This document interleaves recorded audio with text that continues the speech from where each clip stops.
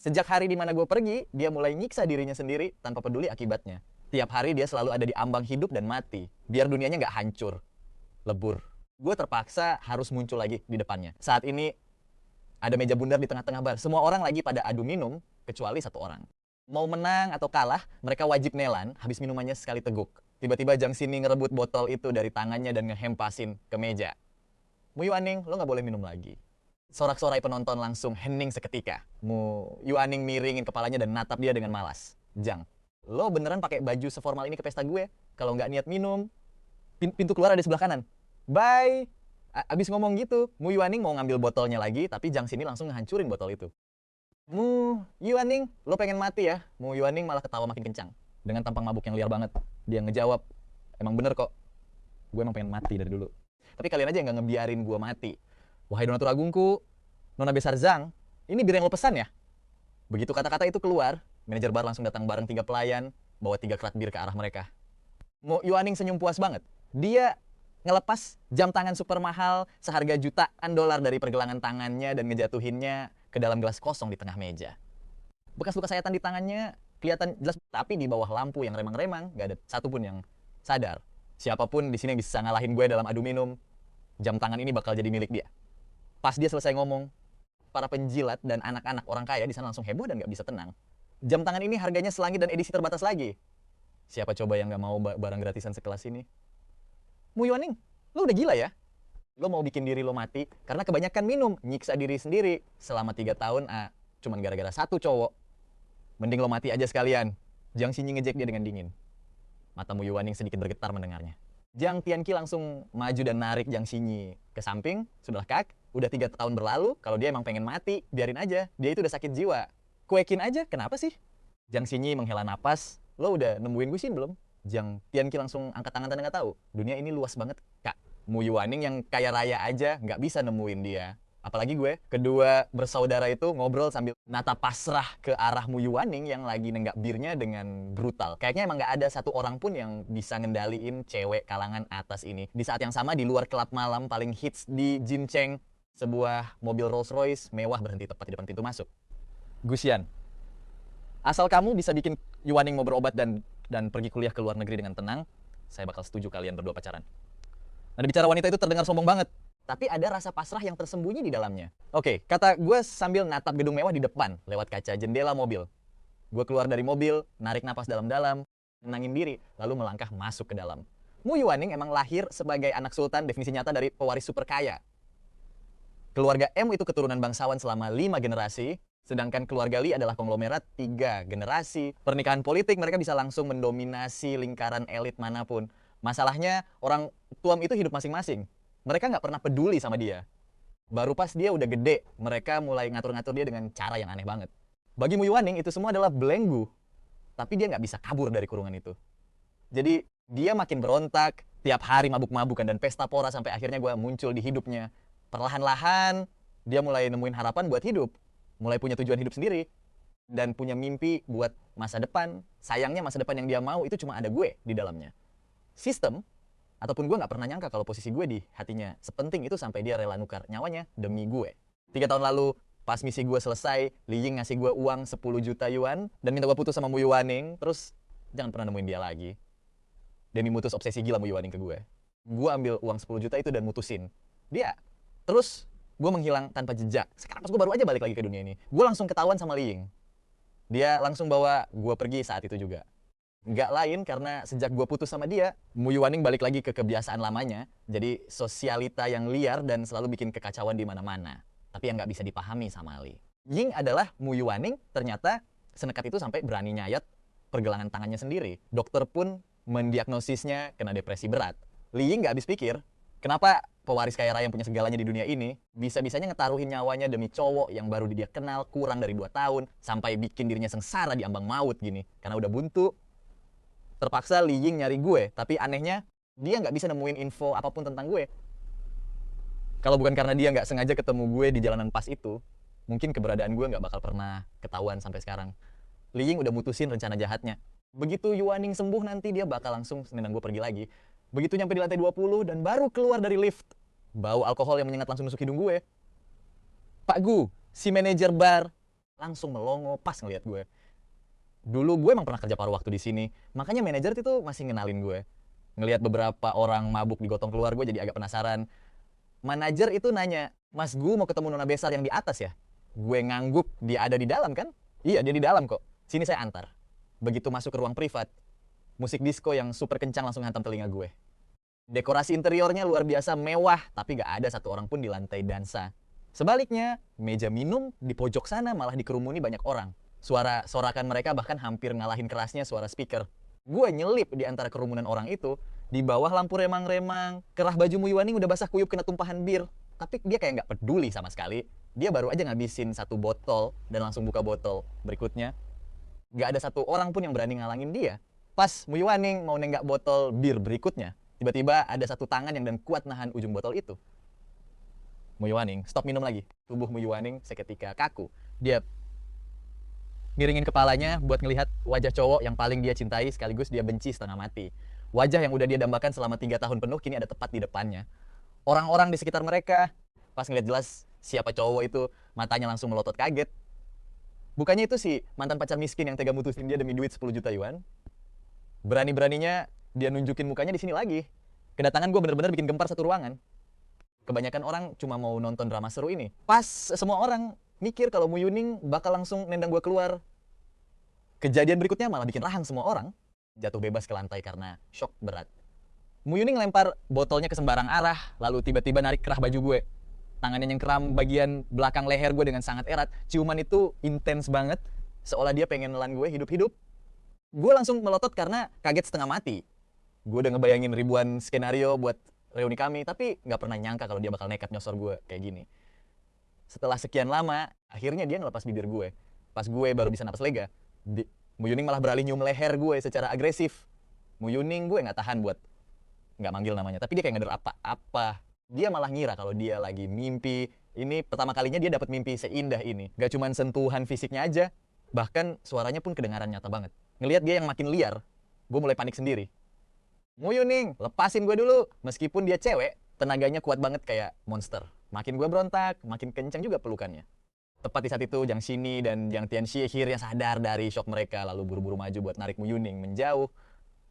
Jiang Tianxi gak tahan buat gak ngedumel. Kenapa sih Muyuning bisa jadi seliar ini sih? Padahal dia lagi sakit. Tapi tenaganya malah gede banget kayak banteng.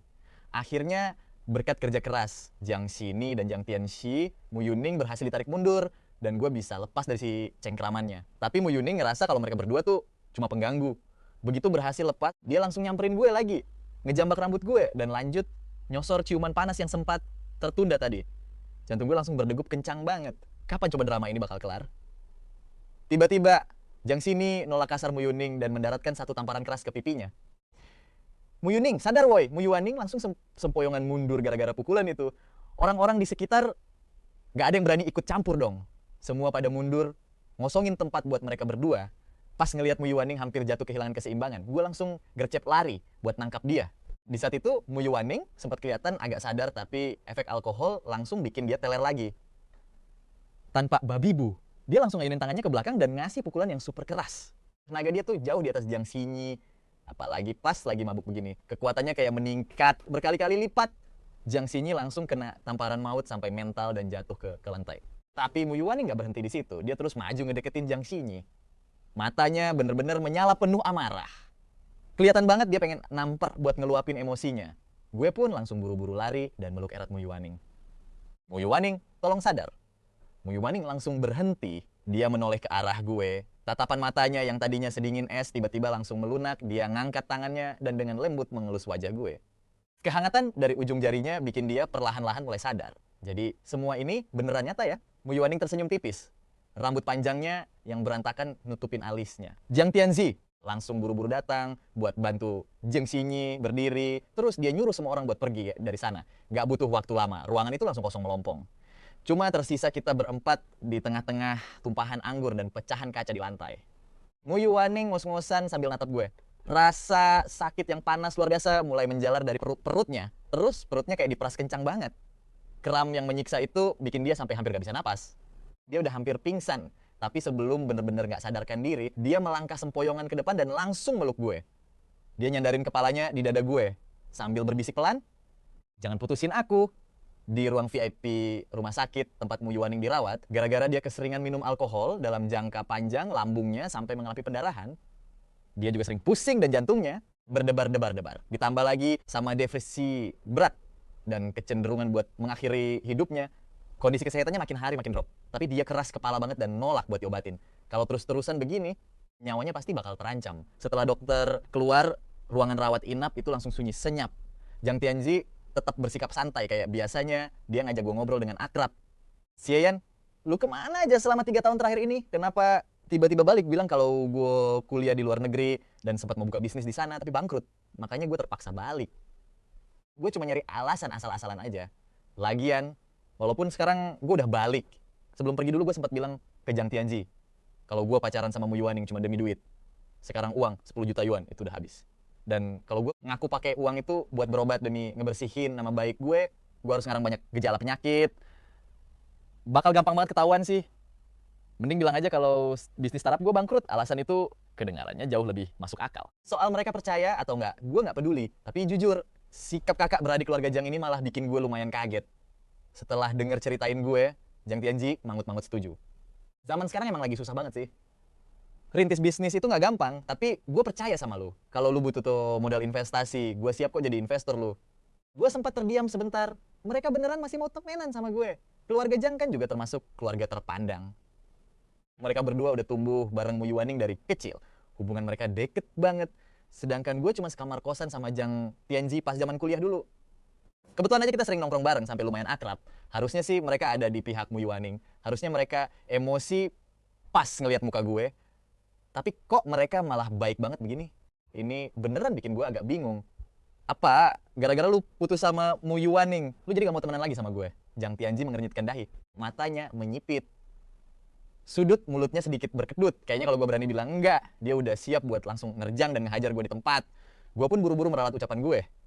Ya jelas enggak lah. Ngelihat muka gue yang canggung, dia langsung nyengir lebar.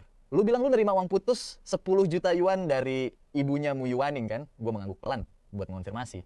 Jiang Tianji dengan santai Menepuk-nepuk lengannya dan berkata dengan santai, kita semua paham kok situasi lu. Masalah keluargamu itu bukan rahasia lagi buat kita. Jujur aja, gue sama adek gue ngerasa kalau keputusan lu buat ngambil duit itu dan meninggalkan Yuaning adalah keputusan yang paling bener. Karena gue tahu lu punya kesulitan sendiri di dunia ini. Lu kan aslinya cuma anak yatim piatu yang gak punya siapa-siapa buat bersandar. Pas zaman kuliah, lu kerja serabutan cuma demi bisa bertahan hidup. Jiang Tianji emang selalu paham banget sama perjuangan gue. Ditambah lagi, latar belakang keluargamu itu rumit banget. Perbedaan kasta sosial kita berdua tuh terlalu jauh. Dari awal emang susah banget buat dapetin akhir yang bahagia. Jadi, sekalipun lu ngambil duit itu dan ninggalin Mu Yuaning, menurut gue itu wajar-wajar aja sih. Gue bener-bener gak habis pikir sama jalan pikiran Jiang Tianji dan natap dia dengan muka yang beneran shock. Tiba-tiba Jiang Tianji nanya, dulu lu yang ngajarin Mu Yuaning cara investasi, atau lu yang ngasih dia duit buat investasikan? Gue langsung terpaku. Kok lu bisa tahu soal itu? Jiang Tianji ngelirik ke arah Mu Yuaning yang lagi terbaring di kasur rumah sakit, lalu mulai ngebeberin semuanya ke gue. Lu gak bakal nyangka deh seberapa seringnya Mu Yuaning pamer waktu itu. Dia sampai bar banyak duit cuma buat ngejar lu. Tapi lu malah ngumpulin semua duit itu dan menyimpannya. Lu bilang belak-belakan ke Mu Yuaning kalau dia emang beneran mau lepas dari kekangan keluargamu, dia harus jadi cukup kuat buat mutusin rantai itu sendiri. Dan Mu Yuaning itu penurut banget bro. Dia ngikutin setiap perkataan lu. Setelah dapat untung dari investasi, dia naruh semuanya atas nama lu. Dari 5 juta yuan berubah jadi 50 juta. Terus dari 50 juta itu melejit lagi jadi 200 juta yuan. Buat keluargamu atau keluarga Li, duit segitu emang cuma recehan doang. Tapi buat Mu Yuaning pribadi, duit itu adalah satu-satunya harapan dia buat bebas. Bisa dibilang ini duit hasil kerja keras kalian berdua, dan itu adalah modal pertama yang dia punya. Baru beberapa hari setelah dapat duit itu, dia langsung pamer dengan girang kemana-mana. Dia muji lu setinggi langit. Kayak udah ngebet banget, pengen nikah sama lu saat itu juga. Apalagi ada nama orang lain di akunnya. Semua uang itu kan hasil kerja keras bareng lu. Lu pasti tahu itu lebih baik dari siapapun. Jadi, kalau dibilang lu mutusin dia cuma demi 10 juta yuan, mati pun gue gak bakal percaya. Jiang Tianji nanya dengan khawatir, apa ibunya yang ngancem lu? Kalau enggak, kenapa lu sampai mutus semua kontak, bahkan sama gue juga? Disitulah gue tiba-tiba inget lagi. Waktu itu, Mu Yuaning emang sempat pakai nama gue buat bikin akun investasi saham. Gue juga pakai nama gue buat bikin akun investasi saham itu. Sebuah akun investasi saham. Gue juga selalu ada di sampingnya buat ngasih arahan. Nggak sampai sebulan, modal awal 5 jutaan itu langsung melejit jadi 200 juta yuan. Gue baru sadar kalau gue emang beneran orang maruk, gue pasti udah bawa kabur uang 200 juta itu dan menghilang dari dulu. Ngapain juga gue peduli sama uang 10 juta yuan yang nggak seberapa itu. Lagian waktu itu, Muyu Aning bahkan udah ngebahas masa depan bareng gue. Makanya, begitu misi gue selesai, gue langsung beres-beres barang dan pergi. Kebetulan, pas banget waktu itu Li Ying nawarin gue 10 juta yuan. Karena gue perginya buru-buru banget. Gue nggak nyangka bakal begini. Dan nggak tahu gimana cara ngejelasinnya dengan bener. Zhang Tianqi ngelihat gue ragu-ragu dan kayak nyembunyiin sesuatu. Dia makin yakin kalau gue diancam sama ibunya, Yu Aning. Dia menepuk pundak gue. Kasian banget lu bro. Tapi nggak apa-apa, selama lu masih ngerintis startup lu, gue bakal selalu dukung penuh. Gila apa? Orang kayak lu yang bisa ngubah 5 juta jadi 200 juta. Kehilangan 10 juta mah nggak ada apa-apanya. Zhang Tianqi mulai ngehalu tentang masa depan yang cerah. Nanti kita berdua bakal jadi miliarder dan kita bisa bebas deketin cewek-cewek cantik sebanyak yang kita mau. Sebelum gue sempat ngomong sepatah kata pun, terdengar suara yang sedingin es dari arah belakang. Deketin cewek-cewek cantik. Kita berdua langsung kompak nengok belakang. Dan ternyata Muyu Aning entah sejak kapan udah bangun dan duduk tegak di kasur rumah sakitnya. Seketika Zhang Tianqi langsung bungkam seribu basah. Bibir Muyu Aning kelihatan pucat pasi tanpa darah, tapi tatapan matanya sedingin es, kayak udah siap mau nyabik-nyabik kita berdua. Zhang Tianqi buru-buru ngejelasin gua yang bakal urus mereka. Cuma gua kok yang bakal ngelakuin itu. Pokoknya gua mau jenguk adek gua dulu ya. Nggak mau ganggu kalian berdua lagi. Tianqi pun langsung kabur dari sana. Bahkan dia sempat-sempatnya nutup pintu dengan sangat sopan. Sekarang tinggal aku sama Muyu Aning doang di dalam kamar. Muyu Aning natap aku dari sela-sela rambut panjangnya yang terurai. Wajahnya kelihatan banget lesu dan capek, tapi kecantikannya yang bikin deg-degan itu tetap gak bisa disembunyiin. Tubuhnya yang lemas bikin bibirnya kelihatan pucat kebiruan, ngasih kesan cantik yang rapuh dan lagi sakit. Aku jadi ngerasa gak bersalah ditatap kayak gitu sama dia. Aku ngambil teko air di meja sebelah kasur, terus bilang sambil senyum, aku tuangin air minum dulu ya. Baru juga melangkah satu langkah, tiba-tiba pergelangan tanganku dicengkeram kuat banget. Muyu Aning narik tanganku, kencang sampai aku jatuh ke kasur. Terus dia langsung meluk pinggangku erat banget, nggak mau lepas sama sekali. Sambil ngomong nggak jelas, dia bergumam, jangan pergi, jangan pelihara cewek lain, pelihara aku aja. Suaranya kedengaran kayak orang yang belum sadar sepenuhnya. Mataku sedikit berkedip. Aku mengulurkan tangan buat ngusap rambut panjang yang berantakan dan ngejawab dengan lembut, iya, aku nggak bakal pelihara yang lain. Cuma kamu aja. Muyu Aning cuma bergumam pelan buat ngejawab. Dengar itu, aku nggak bisa nahan tawa terus nepuk kepalanya pelan. Nggak lama kemudian, suara napasnya yang teratur mulai kedengeran. Dia meluk aku erat banget sampai pas aku mau coba duduk. Muyu Aning malah makin nempel keras kepala, nggak mau lepasin sedikit pun. Dia masih bergumam, kamu nggak boleh pergi kemana-mana. Nggak boleh bilang selamat tinggal. Racauan igawannya itu kedengeran nggak jelas banget. Karena pasrah, aku biarin aja dia meluk aku kayak gitu. Nggak tahu udah berapa lama waktu berlalu. Pas Muyu Aning bangun, pikirannya bener-bener kosong. Dia cuma samar-samar inget mimpi kalau aku udah balik. Tapi dulu aku pergi begitu aja dengan sangat tega. Bahkan mutusin hubungannya cuma lewat telepon sepintas. Lalu seolah-olah aku cuma pengen kabur secepat mungkin dari dia. Tanpa peduli buat ngomong baik-baik sedikit pun. Dia juga sempat mikir apa ibunya yang ngancem aku sampai aku nggak berani munculin muka. Tapi ibunya malah bilang, ibu tahu kamu suka investasi.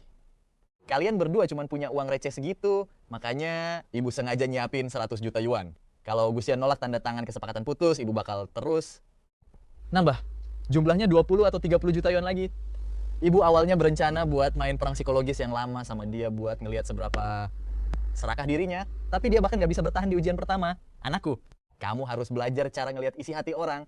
Kalau aja dia bisa nahan godaan itu, ibu gak bakal pernah ngelarang hubungan kalian berdua. Setelah kejadian itu, dia nggak pernah berhenti nyari bukti kalau ibunya pernah ngancem aku. Dia bahkan diam-diam nonton ulang rekaman kamera pengawas pas transaksi antara ibunya sama aku. Tapi kenyataan pahitnya adalah aku nerima cek nilai 10 juta yuan itu tanpa ragu sedikit pun, bahkan ibunya sendiri sempat kaget waktu itu.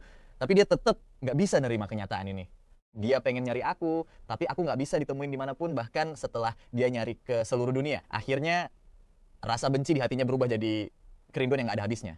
Dia bener-bener pengen aku ada di sisinya sampai di titik dia kena kondisi gak bisa hidup tanpa aku. Muyu Aning inget lagi kejadian semalam di bar saat aku tiba-tiba muncul. Dia tiba-tiba tersenyum miris. Dipikir dia cuma berhalusinasi karena saking kangennya sama aku. Cek senilai 10 juta yuan itu bahkan belum dicairkan sampai hari ini. Aku bahkan gak peduli buat nemuin dia langsung pas mutusin hubungan. Jadi mana mungkin aku bakal balik lagi buat nyari dia atas kemauanku sendiri. Mabuk semalam bikin kepalanya pusing setengah mati. Mu Yuaning bahkan gak mau buka matanya lagi. Dia cuma pengen balik badan dan tidur nyenyak lagi. Tiba-tiba dia ngerasain ada gerakan lembut di pelukannya. Sensasi hangat yang gak biasa itu bikin dia langsung tersadar seketika. Dia langsung membelalakkan matanya. Kowok yang dia dambakan selama 3 tahun ini sekarang lagi berbaring tepat di sampingnya. Tidur nyenyak. Bayangan kejadian semalam di ruang privat langsung terlintas di pikirannya. Kepala Mu Yuaning masih terasa sakit banget. Dia mengulurkan tangan dan ngusap mukaku dengan lembut. Aku sedikit mengernyitkan dahi dan refleks menepis tangannya. Mu Yuaning masih shock banget. Dia ngulurin tangan lagi dan nyubit pipiku. Pelan sekali lagi, aku mulai ngerasa keganggu. Sambil ngebuka mata, aku natap dia. Kenapa sih nyubit-nyubit pipiku? Mana nyubitnya gak kira-kira lagi? Pas nyadar aku kesel, Mu Yuaning langsung panik. Aku cuma ngira lagi mimpi. Aku ngangkat sebelah alis. Kalau gitu kenapa gak nyubit pipimu sendiri aja? Begitu denger itu, Mu Yuaning langsung nyubit pipinya sendiri, keras-keras. Astaga, tingkah konyolnya itu bikin aku langsung ketawa ngakak. Ya udah sini. Aku ngulurin tangan buat ngusap pipinya yang memerah dengan lembut. Aku mengusapnya penuh kasih sayang, lalu menangkup wajah cantiknya dengan kedua tanganku. Sambil agak condong ke depan, aku mendaratkan kecupan lembut di bibirnya. Cuma kecupan sekilas yang manis, matanya yang tadinya sayu langsung berbinar-binar terang. Yuaning, aku tahu. Pertama-tama aku mau minta maaf karena udah pergi gitu aja dulu. Aku bener-bener salah sama kamu. Tapi yang bikin aku kaget, sebelum aku selesai ngomong, Mu Yuaning malah nyium aku lagi. Potongan-potongan ingatan mabuk semalam perlahan mulai muncul lagi di kepalaku. Aku tiba-tiba inget kalau kita lagi di rumah sakit dan buru-buru dorong dia. Mungkin karena dia baru bangun tidur dan masih dirawat, badannya masih agak lemas. Jadi dorongan pelan aja udah cukup buat misahin kita. Aku ngingetin dia ini di rumah sakit. Kamu lagi ngapain sih? Kamu bilang kemampuanku jelek. Mu Yuaning natap aku dengan linglung. Kamu masih mau pelihara cewek lain? Siapa yang mau kamu pelihara? Ingatanku pas mabuk semalam. Emang sebagian besar udah balik, tapi agak berantakan. Nggak, harusnya dibilang kacau banget. Kapan aku biling kemampuanmu jelek? Bentar. Sejak kapan aku mau pelihara orang lain? Aku natap dia dengan muka super bingung. Alis Mu Yuaning langsung berkerut dalam. Dia inget jelas aku bilang pengen pelihara cewek lain, semacam pelayan pribadi gitu. Bahkan sempat ngeluh soal kemampuannya yang kurang. Jadi, apa karena kemampuanku jelek, makanya kamu mau pelihara cewek lain, Mu Yuaning? Terus ingat pas aku ngambil uang 10 juta yuan buat mutusin dia. Ingatan ini langsung bercampur aduk di kepalanya yang lagi kacau. Atau kamu mau pakai uangku? Aku nyerah deh. Nggak tahu lagi pikiran aneh apa yang ada di kepala kecil cewek ini. Bibirku langsung terkunci lagi. Mu Yuaning mulai gigit-gigit kecil kayak anak anjing. Bener-bener nyium aku tanpa henti. Aku mau dorong dia, tapi Mu Yuaning langsung megang kedua pergelangan tanganku erat-erat. Mungkin karena dia ingat aku ngejek kemampuannya yang jelek. Logikanya langsung kalah sama insting. Cuma karena mikir aku bakal pelihara orang lain, matanya langsung kayak membara. Mu Yuaning perlahan dibutakan oleh ingatannya yang kacau saat tangannya mulai meraih ikat pinggangku. Dadaku terus-terusan diusap sama dia dan kesadaranku mulai melayang terbawa ciumannya yang kelewat lembut. Tangan Mu Yuaning udah diikat pinggangku. Perlahan membukanya, pakaianku pun mulai berjatuhan ke lantai. Tanpa adanya lapisan pelindung dari pakaian, perutku tiba-tiba ngerasa dingin seketika. Aku langsung tersadar penuh dan membelalakkan mata. Mu Yuaning.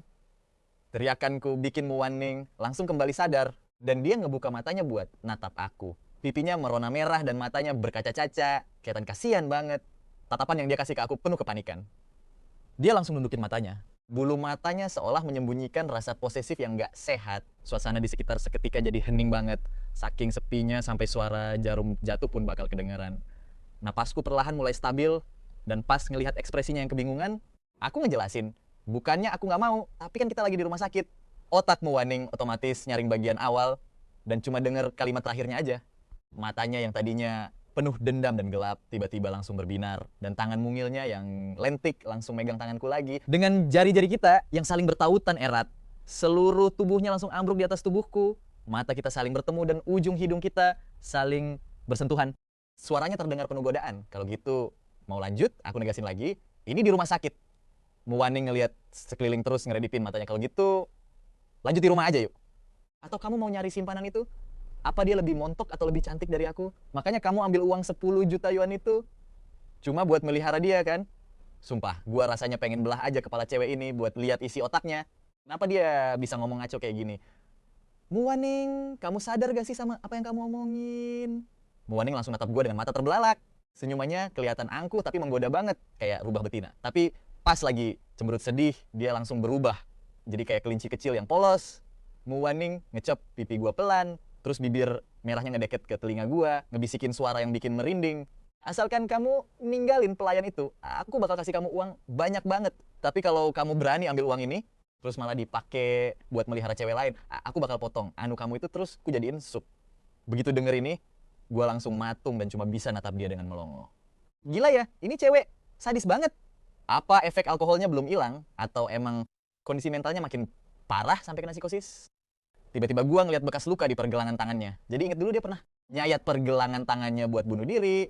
Dan gua nggak bisa nahan rasa khawatir kalau penyakit mentalnya ini makin parah. Gua sama sekali nggak marah denger omong kosongnya barusan. Melainkan malah mulai merasa cemas sama kondisinya.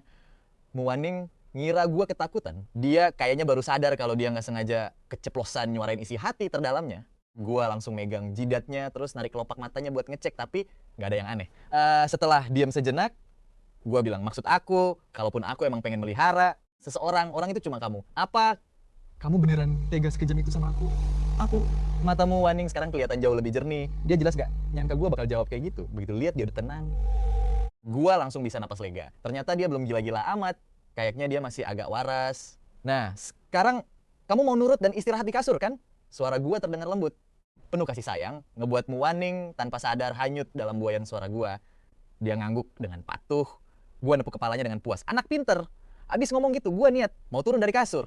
Tapi Muwaning malah meluk pinggang gua erat-erat dan nanya dengan cemas, kamu mau kemana? Gua ngeliat ke bawah, ke arah ranjang rumah sakit yang sempit ini. Kamu pikir kasur sempit ini muat buat kita berdua? Tapi semalam aku tidur di pelukan kamu pas di kasur ini juga kok. Muwaning ngomong dengan nada yang serius banget. Di momen ini ingatannya benar-benar tajam. Gua ngelirik sinar matahari yang nembus lewat Sela Gordon. Ini udah nggak pagi lagi. Kamu nggak lapar apa? Muwaning bilang, kita tinggal panggil orang aja buat bawain makanan.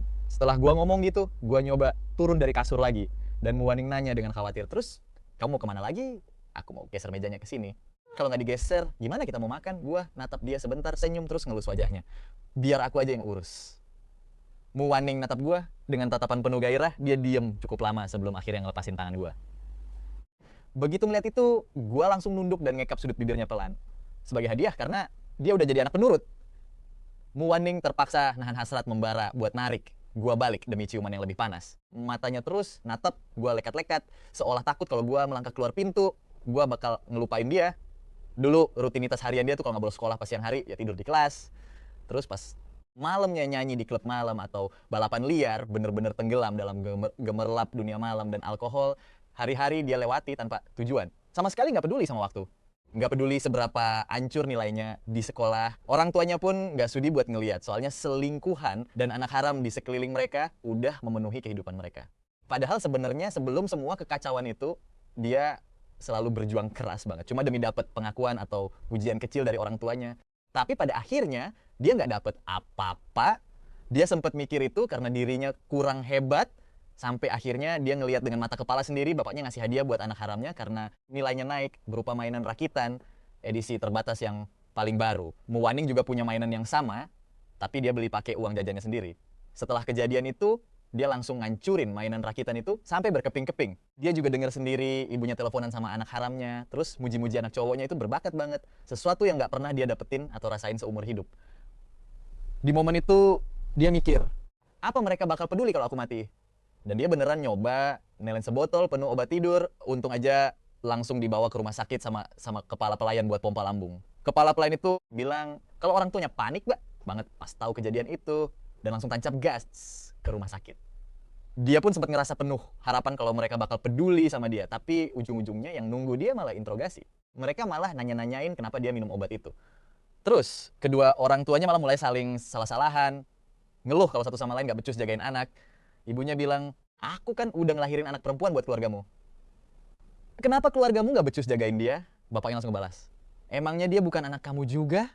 Kamu yang ngelahirin, tapi gak mau urus. Lewat pertengkaran mereka, dia akhirnya sadar kalau mereka cuma nikah bisnis karena paksaan keluarga, nikah cuma demi formalitas, dan karena itulah dia lahir ke dunia. Di mata mereka, dia cuma sebatas ahli waris buat imperium bisnis keluargamu, gak lebih. Sejak saat itu, dia nggak pernah lagi berharap sama yang namanya kasih sayang keluarga dan mulai ngerusak dirinya sendiri. Tapi tiba-tiba, Suatu hari mereka mendadak berubah sikap dan mulai ngatur-ngatur dia, ngelarang dia ngelakuin apapun, cuman maksa dia belajar. Bahkan mau ngirim dia kuliah ke luar negeri. Dia ngerasa kedua orang tuanya ini benar-benar sakit jiwa. Belakangan, dia baru tahu kalau mereka mau ngejodohin dia demi bisnis sama tuan muda dari keluarga bangsawan di luar negeri. Istilah aliansi strategis itu bikin Muwaning pengen muntah. Bahkan bikin dia jadi jijik sama hubungan cowok-cewek, sama sekali nggak peduli. Dan tetap ngelanjutin hidupnya yang foya-foya dan liar. Biarpun dia nggak bisa lepas dari cengkeraman mereka, setidaknya dia bisa bikin hidup semua orang nggak tenang. Sampai akhirnya gue masuk ke kehidupannya. Dengan sekali hentakan, serak! Gue narik gorden kamar rumah sakit. Gue berdiri di bawah sorotan cahaya yang bikin mata Muwaning agak silau. Tapi berkas cahaya itu rasanya kayak nembus langsung ke lubuk hatinya yang paling dalam. Gua dorong meja, dorong rumah sakit mendekat, terus gua atur tingginya biar pas. Muwaning duduk di kasur, mata indahnya kelihatan sedikit lebih hidup. Aku ngerasa udah baikan sekarang. Kita bisa makan di luar. Gua naikin sebelah alis gua. Baikan ya? Gua ngulurin tangan terus naikin pelan perutnya yang seketika bikin Muwaning meringis kesakitan. Tapi dia cuma cemberut dikit. Nggak sakit-sakit amat kok. Gua ngangguk. Ya udah kalau gitu coba berdiri terus jalan beberapa langkah. Dengan percaya diri Muwaning turun dari kasur, tapi baru jalan 2 langkah, dia langsung ngerasa dunianya berputar-putar, rasa sakit di perutnya kambuh lagi. Dia emang beneran gak bisa berdiri lama-lama. Kata dokter, kamu harus dirawat dulu buat diobservasi. Kalau makin parah, kamu bahkan harus dioperasi. Gua ngebantu dia buat bersandar lagi di ranjang, sambil ngasih tahu dia pelan-pelan. Jadi sebelum dapat izin dari dokter, kamu gak boleh kemana-mana. Muwaning natap gue lekat-lekat dan nanya, kenapa kamu balik lagi? Gue sempet nunduk lama sebelum akhirnya natap dia lagi. Gue balik nanya, kamu nggak pengen aku balik? Muwaning langsung genggam tangan gue erat-erat dengan ekspresi yang serius banget. Dia bilang, pengen, bahkan dalam mimpi pun aku pengen banget. Aku pengen kamu balik dan lihat aku. Buat lihat gimana aku bakal mati setelah kamu campakin. Jantung gue seketika copot. Ini cewek emang beneran gila. Berdasarkan data dari sistem, selama 3 tahun terakhir ini, dibandingin pas pertama kali gue kenal dia, kegilaan yang mendarah daging di dirinya makin menjadi-jadi, gak pernah berkurang sama sekali. Mulai dari ngerokok, mabok-mabokan, sampai ngambil risiko ekstrem yang gila banget. Balapan liar sampai hampir kecelakaan parah, manjat tebing tanpa tali pengaman, nyelam tapi gak mau naik lagi ke permukaan, dan masih banyak lagi. Singkatnya, dia udah ngelakuin banyak hal yang bikin risiko kematiannya melonjak drastis, tapi untungnya dia masih selamat dan gak kena masalah gede. Bahkan pas dia nyait pergelangan tangannya, untung aja ada Jiang Xinyi yang nemuin dia tepat waktu buat nyelamatin nyawanya. Setiap kali mereka ada di deket dia. Kakak beradik Jiang udah jantungan setengah mati karena ketakutan. Sekarang malah gue sendiri sih yang hampir mati jantungan gara-gara dia. Setiap kali buka mulut, dia selalu bahas tentang kematian, kelihatan banget. Kalau dia baru aja ngalamin trauma yang luar biasa parah, ucapan Muwaning ini bikin gue bener-bener bungkam. Nggak lama kemudian, Muwaning langsung memecah keheningan dengan satu pertanyaan. Sebenarnya, buat apa kamu kembali? Di wajahnya selalu ada senyuman. Tapi mata gelapnya sama sekali nggak memancarkan binar kebahagiaan. Bikin gue merasa kalau gue nggak kembali demi dia, detik ini juga dia bakal milih buat mati. Akhirnya, gue duduk di tepi ranjang, menggenggam tangannya, dan dengan lembut mengusap bekas luka di pergelangan tangannya. Aku ingat kamu pernah janji, bahkan kalau kamu sendirian, kamu bakal tetap hidup dengan baik. Muwaning menatap bekas luka itu, lalu mendongak menatap gue. Terdiam sejenak, lalu mengucapkan setiap kata dengan sangat jelas. Tapi aku gak pernah bilang berapa lama, aku bisa bertahan hidup sendirian dengan baik. Detik itu juga gue sadar, mungkin sejak lama sekali, Muwaning sebenarnya udah menyadari kalau dia punya pikiran yang menyimpang dan ekstrem. Makanya, selain mengajari dia banyak hal, gue juga ngajarin dia gimana caranya buat bertahan hidup sendirian. Bibir gue sempat bergetar ingin memberi nasihat lebih nyio, tapi gue takut kalau gue terlalu banyak bicara, itu justru bakal bikin dia makin terpojok ke jalan buntu. Di sisi lain, Muwaning juga udah siap secara mental seandainya gue nggak bisa memahami jalan pikirannya. Sebanyak apapun gue menasihatinya, dia bakal dengerin dengan patuh, tapi dia nggak akan pernah melakukannya. Karena nggak tahu apa yang ada di pikiran Muwaning. Gue cuma bisa menghela napas, meraih tangan kecilnya, lalu menempelkan telapak tangannya ke pipi. Gue sambil tersenyum dan bertanya, kalau kita bersama, menurutmu berapa lama kita bisa hidup dengan damai? Muwaning mengira gue bakal menceramahinya dengan prinsip moral yang mulia atau memarahinya habis-habisan. Tapi karena gue nggak bilang apa-apa, dia cuma bisa menatap gue dengan tatapan kosong. Pipi gue mengusap telapak tangannya lembut, lalu gue menunduk untuk mencium bekas luka di pergelangan tangannya. Sentuhan hangat itu seketika membuat jantung Muwaning berdegup kencang. Gue menatapnya lagi sambil tersenyum lebar. Tatapan tulus dan mendalam itu bikin Muwaning benar-benar kehilangan akal sehatnya. kamu masih belum jawab kalau kita bersama, seberapa lama kamu ingin hidup? Mu Wenning akhirnya bisa bersuara lagi. Sangat-sangat lama. Berapa lama tepatnya? Seumur hidup. Tapi kamu kan masih sakit sekarang. Bagaimana kalau kamu nggak bisa bertahan seumur hidup? Bagaimana kalau aku yang nggak bisa hidup seumur hidup? Bagaimana kalau aku ninggalin kamu sendirian? Aku bakal berobat. Aku bakal hidup dengan baik asalkan aku bisa bersamamu. Mu Wenning menjawab hampir secara insting mengikuti arahan gue. Gue pun tersenyum tipis, menatapnya dengan binar mata yang penuh kebahagiaan. Baiklah, aku bakal terus menemanimu selama pengobatan. Mu Wenning benar-benar patuh banget sama gue. Dia menjalani pengobatannya dengan sangat serius. Untungnya, pendarahan lambungnya nggak terlalu parah. Setelah minum obat dan diinfus, dia udah boleh pulang setelah istirahat beberapa hari. Asalkan setelah ini dia bisa menjaga pola makannya, nggak bakal ada masalah besar lagi. Tapi masalah mental dan psikologisnya benar-benar serius banget. Depresi dan kecenderungan buat bunuh diri itu sebenarnya udah ada sejak dia kecil. Kondisinya sempat membaik pas kita masih pacaran, menunjukkan perubahan positif, tapi kepergian gue lah yang bikin penyakit Mu Wenning makin parah, bahkan sampai memicu gejala bipolar. Emosinya benar-benar gak stabil, bahkan dia bisa bertindak kasar dan destruktif. Gue harus ekstra hati-hati banget. Gue ingat beberapa hari yang lalu, pas dia mabuk di klub, dia hampir aja berantem sama Jang Shin Yi. Memang sih Jang Shin Yi yang mulai duluan, tapi itu semua karena dia pengen bantu gue. Lagi pula, waktu itu Mu Wenning benar-benar mabuk parah. Asalkan Mu Wenning menjauhi alkohol, mungkin gak bakal terjadi apa-apa lagi. Cuma Jiang Tianqi yang datang buat jemput pas dia pulang dari rumah sakit. Gue pun bertanya heran, kemana Jang Shin Yi? Begitu gue sebut nama Jang Shin Yi, tangan Mu Wenning yang lagi menggenggam tangan gue tiba-tiba meremasnya dengan kencang. Gue pikir dia mau ngomong sesuatu, jadi gue memiringkan kepala dan bertanya, ada apa? Mu Wenning terdiam sejenak, nggak apa-apa kok. Jiang Tianqi juga melirik ke arah Mu Wenning dan melihat tatapan mata gelap Mu Wenning yang penuh ancaman. Memaksa dia buat tutup mulut dan nggak bicara sembarangan. Meskipun kakak beradik, Jiang udah kenal Mu Wenning sejak kecil, tapi tetap saja ada perbedaan kasta sosial di antara mereka. Biarpun mereka lebih dekat dengan Mu Wenning dibanding orang lain dan bisa bercanda santai, kenyataannya mereka tetap merasa sungkan dan was-was padanya. Adikku yang malang lagi dipaksa mama buat ikut kencan buta. Aku lupa tuan muda kaya itu dari kota mana. Pokoknya kayaknya kali ini pernikahan bisnis itu bakal benar-benar terjadi. Begitu kalimat itu meluncur dari mulut Jiang Tianqi, dia langsung sadar kalau dia kelepasan ngomong soal aliansi bisnis dan buru-buru membekap mulutnya dengan tangan. Mu Wenning benar-benar sensitif banget sama kata-kata itu.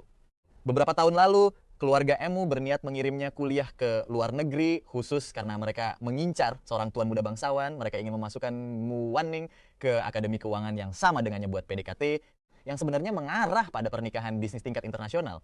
Dengan cara ini, dinasti bisnis keluargamu bakal bisa naik level ke puncak baru. Tapi Mu Wenning malah ngamuk. Dia menghancurkan vas antik seharga ratusan juta yuan yang dibeli ayahnya di pelelangan, lalu menempelkan pecahannya ke pergelangan tangannya. Kalau orang tuanya berani memaksanya saat itu, dia bakal langsung menyayat nadinya di tempat. Gara-gara aksi nekatnya yang pernah menenggak obat tidur sebelumnya, orang tuanya bener-bener ketakutan setengah mati. Akhirnya mereka malah bikin rencana licik buat nyingkirin gue. Mereka pikir kalau gue pergi, Mu Wenning nggak punya pilihan lain selain nurut sama mereka. Tapi mereka nggak nyangka kalau dia bakal jauh lebih gila dari itu. Dia menyayat pergelangan tangannya pas nggak ada orang di rumah. Kalau saja Li Ying nggak memberitahu Jang Shin Yi buat buru-buru datang ke sana tepat waktu, mungkin Mu Wenning udah nggak bernyawa lagi.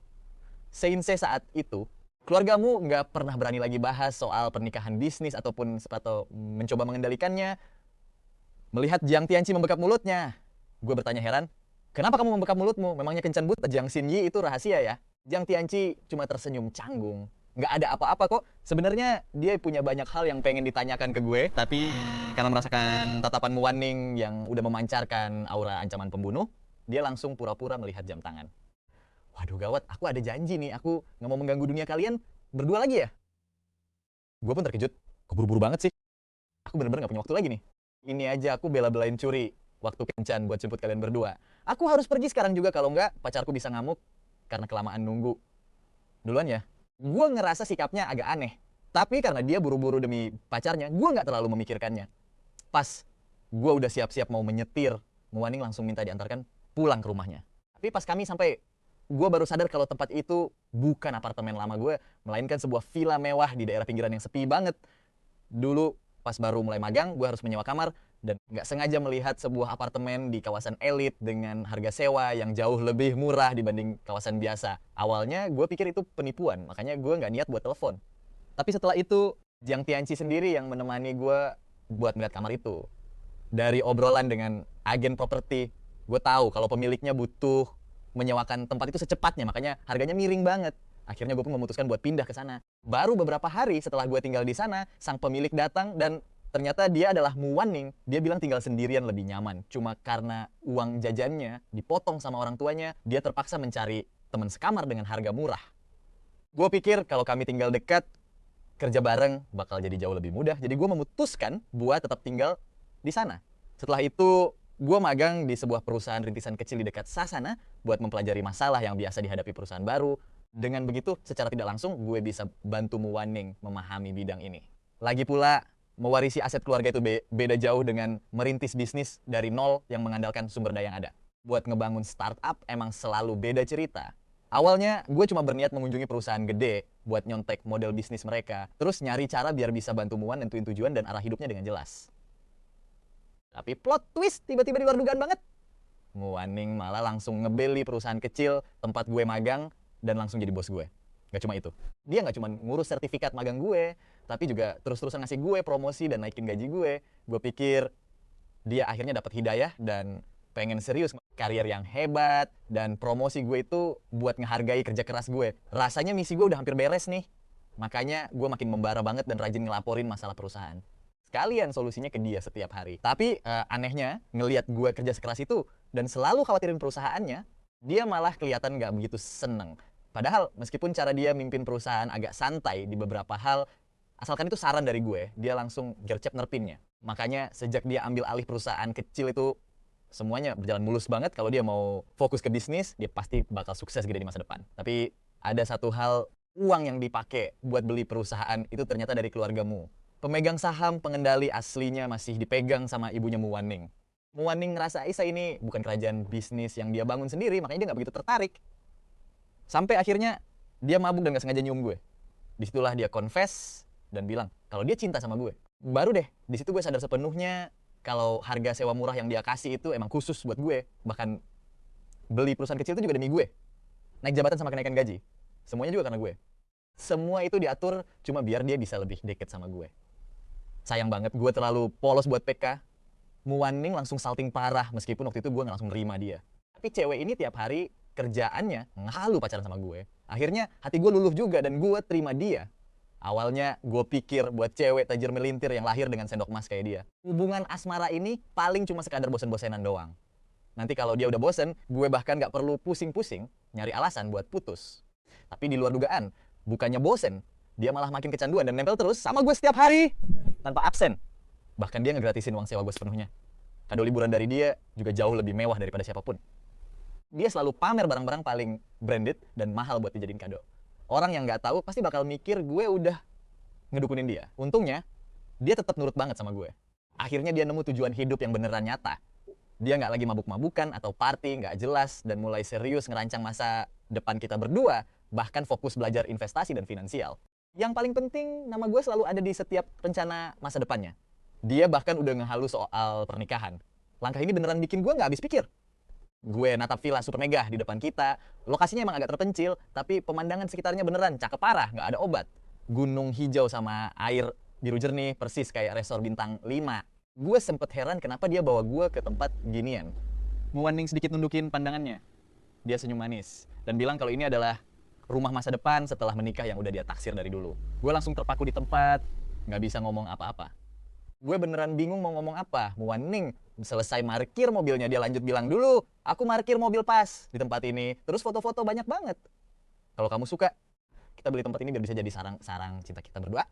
Tapi pas aku mau ngirim fotonya ke kamu tiba-tiba nelepon. Pas ngomong gitu, dia mendadak diam. Jantung gue langsung berdegup kencang.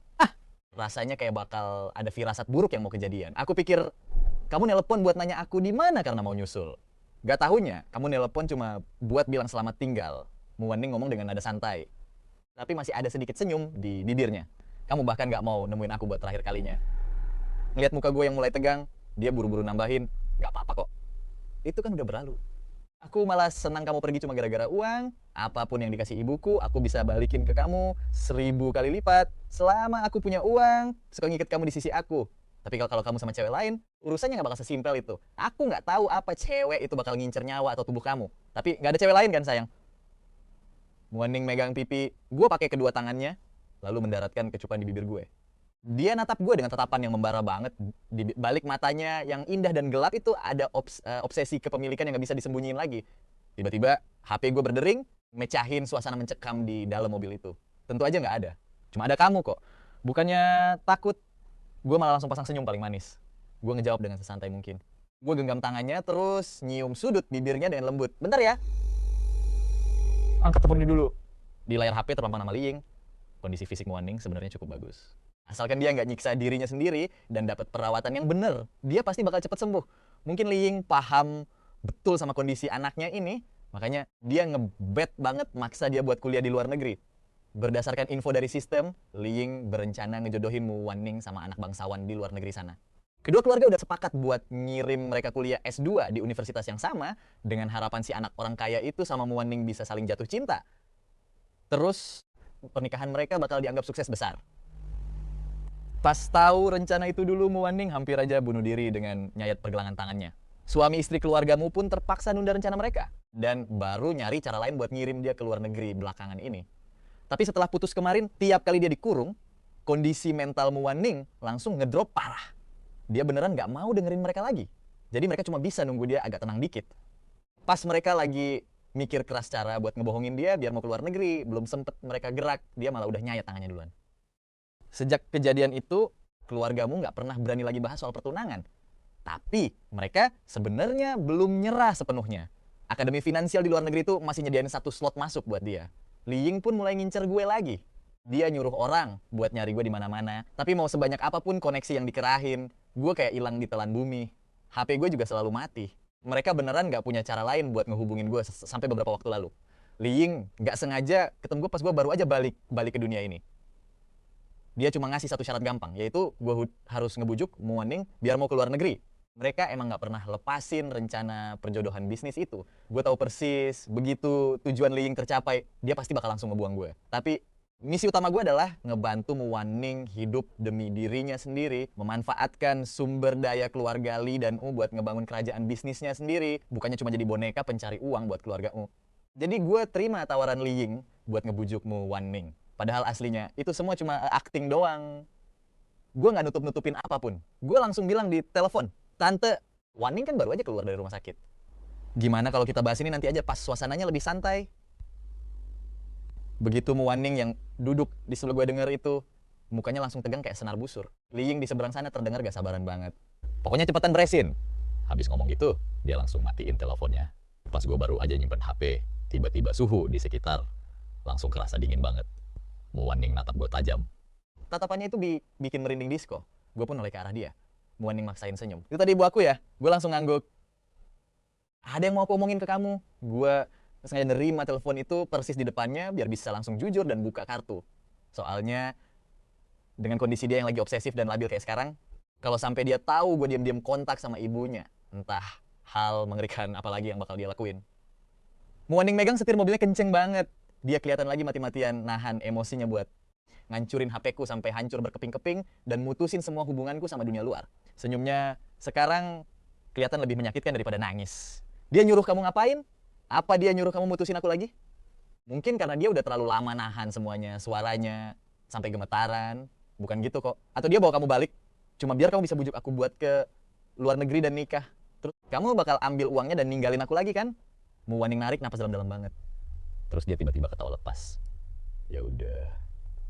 Kalau mereka cuma butuh raga kosong buat pertunangan ini, dan kalau kamu juga pengen ngelihat aku mati pakai mata kepala kamu sendiri, aku bisa lakuin itu sekarang juga. Mati di pelukanmu jelas jauh lebih baik daripada mati kedinginan di dalam bathtub. Pelipisku langsung berdenyut kencang gak karuan. Dia terus-terusan nyela omonganku tanpa mau dengar sepatah kata penjelasan pun. Aku beneran hilang kesabaran dan langsung ngebentak Muaning. Bisa dengerin penjelasan aku sampai selesai dulu gak? Pas lihat aku semarah itu, Muaning langsung jadi penurut banget. Maaf, tolong lanjutin. Aku dengerin kok. Kemarahanku agak mereda setidaknya dia masih mau diajak komunikasi dan dengerin penjelasanku. Aku langsung ngejelasin rencana kasarnya. Mulai sekarang, kita ulur waktu aja buat Bibili. Kamu fokus aja sama investasi dan perusahaan rintisanmu. Kerja keras buat raih targetmu. Berjuang demi masa depan kita berdua. Matamu waning tiba-tiba berbinar. Masa depan kita. Bener banget. Aku senyum tipis dalam hati, terus ngulurin tangan buat nyelipin sehelai rambut ke belakang telinganya. Terus aku lanjut ngomong, kalau kamu mati, masa depan itu bakal ninggalin aku sendirian. Kamu mau aku jadi kakek-kakek kesepian karena mati, cuma gak punya istri. Bukannya aku bakal jadi jomblo tua yang kesepian. Pas denger kata istri, matamu waning makin berbinar-binar. Kamu gak mau jadi istriku? Mau banget, jawabmu waning tanpa ragu sedikit pun. Maksudku mana mungkin aku gak mau. Mulai sekarang stop ngancem mau mati terus ya. Iya, lihat dia sepenurut itu. Aku langsung ngelus pipinya penuh kasih sayang dan gak ragu buat muji dia. Kamu yang terbaik. Mu Waning berusaha tetap tenang di tengah gempuran kata-kata manisku. Tapi gimana cara kamu ngebuktiin kalau kamu nggak lagi sekongkol sama ibuku cuma buat nyari cara ngebelenggu aku? Aku mikir sebentar terus ngejawab, aku nggak tanda tangan perjanjian apapun sama ibumu. Jadi aku bisa berubah pikiran kapan aja. Mu Waning tiba-tiba dapat ide, jadi maksudnya kalau kamu tanda tangan perjanjian, kamu nggak bakal bisa berubah pikiran lagi kan? Bentar, perjanjian kayak gimana yang harus aku tanda tanganin? Mu Waning langsung ngeluarin sebuah kontrak seumur hidup. Aku punya banyak uang. Tanda tanganin aja kontrak seumur hidup ini. Aku bakal kasih uang sebanyak yang kamu mau. Tapi aku punya syarat. Kalau kamu berani ngelanggar kontrak ini, aku bakal mati di depan matamu dan jadi hantu gentayangan buat neror kamu. Kamu nggak bakal pernah bisa lepas dari aku seumur hidupmu. Abis ngomong gitu, Mu Waning ngelepas cincin berlian di jari telunjuknya. Dia menarik tanganku, mendekat lalu memasangkannya. Terus dia ngekap jari manisku dengan penuh takzim. Dia mendongak, tatapannya dalam dan tajam banget. Bibirnya melengkung ngebentuk senyum yang cantik banget. Kamu denger itu sayang. Kontrak ini cuma punya satu pasal. Gak boleh putus bahkan sampai mati. Gak ada perceraian, gak ada pengkhianatan. Selama pihak kedua menepati komitmennya, mereka bakal dapat kekayaan yang melimpah. Tapi kalau dilanggar, pihak kesatu dengan baik hati bakal ngasih 3 pilihan. Pertama, ganti rugi. Denda pelanggaran kontrak yang jumlahnya gak ngotak. Berapa banyak dan gimana cara bayarnya itu mutlak keputusan pihak kesatu.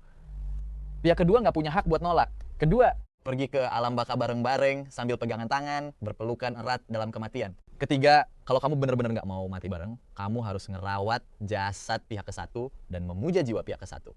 Sampai hari dimana kamu menua dan mati.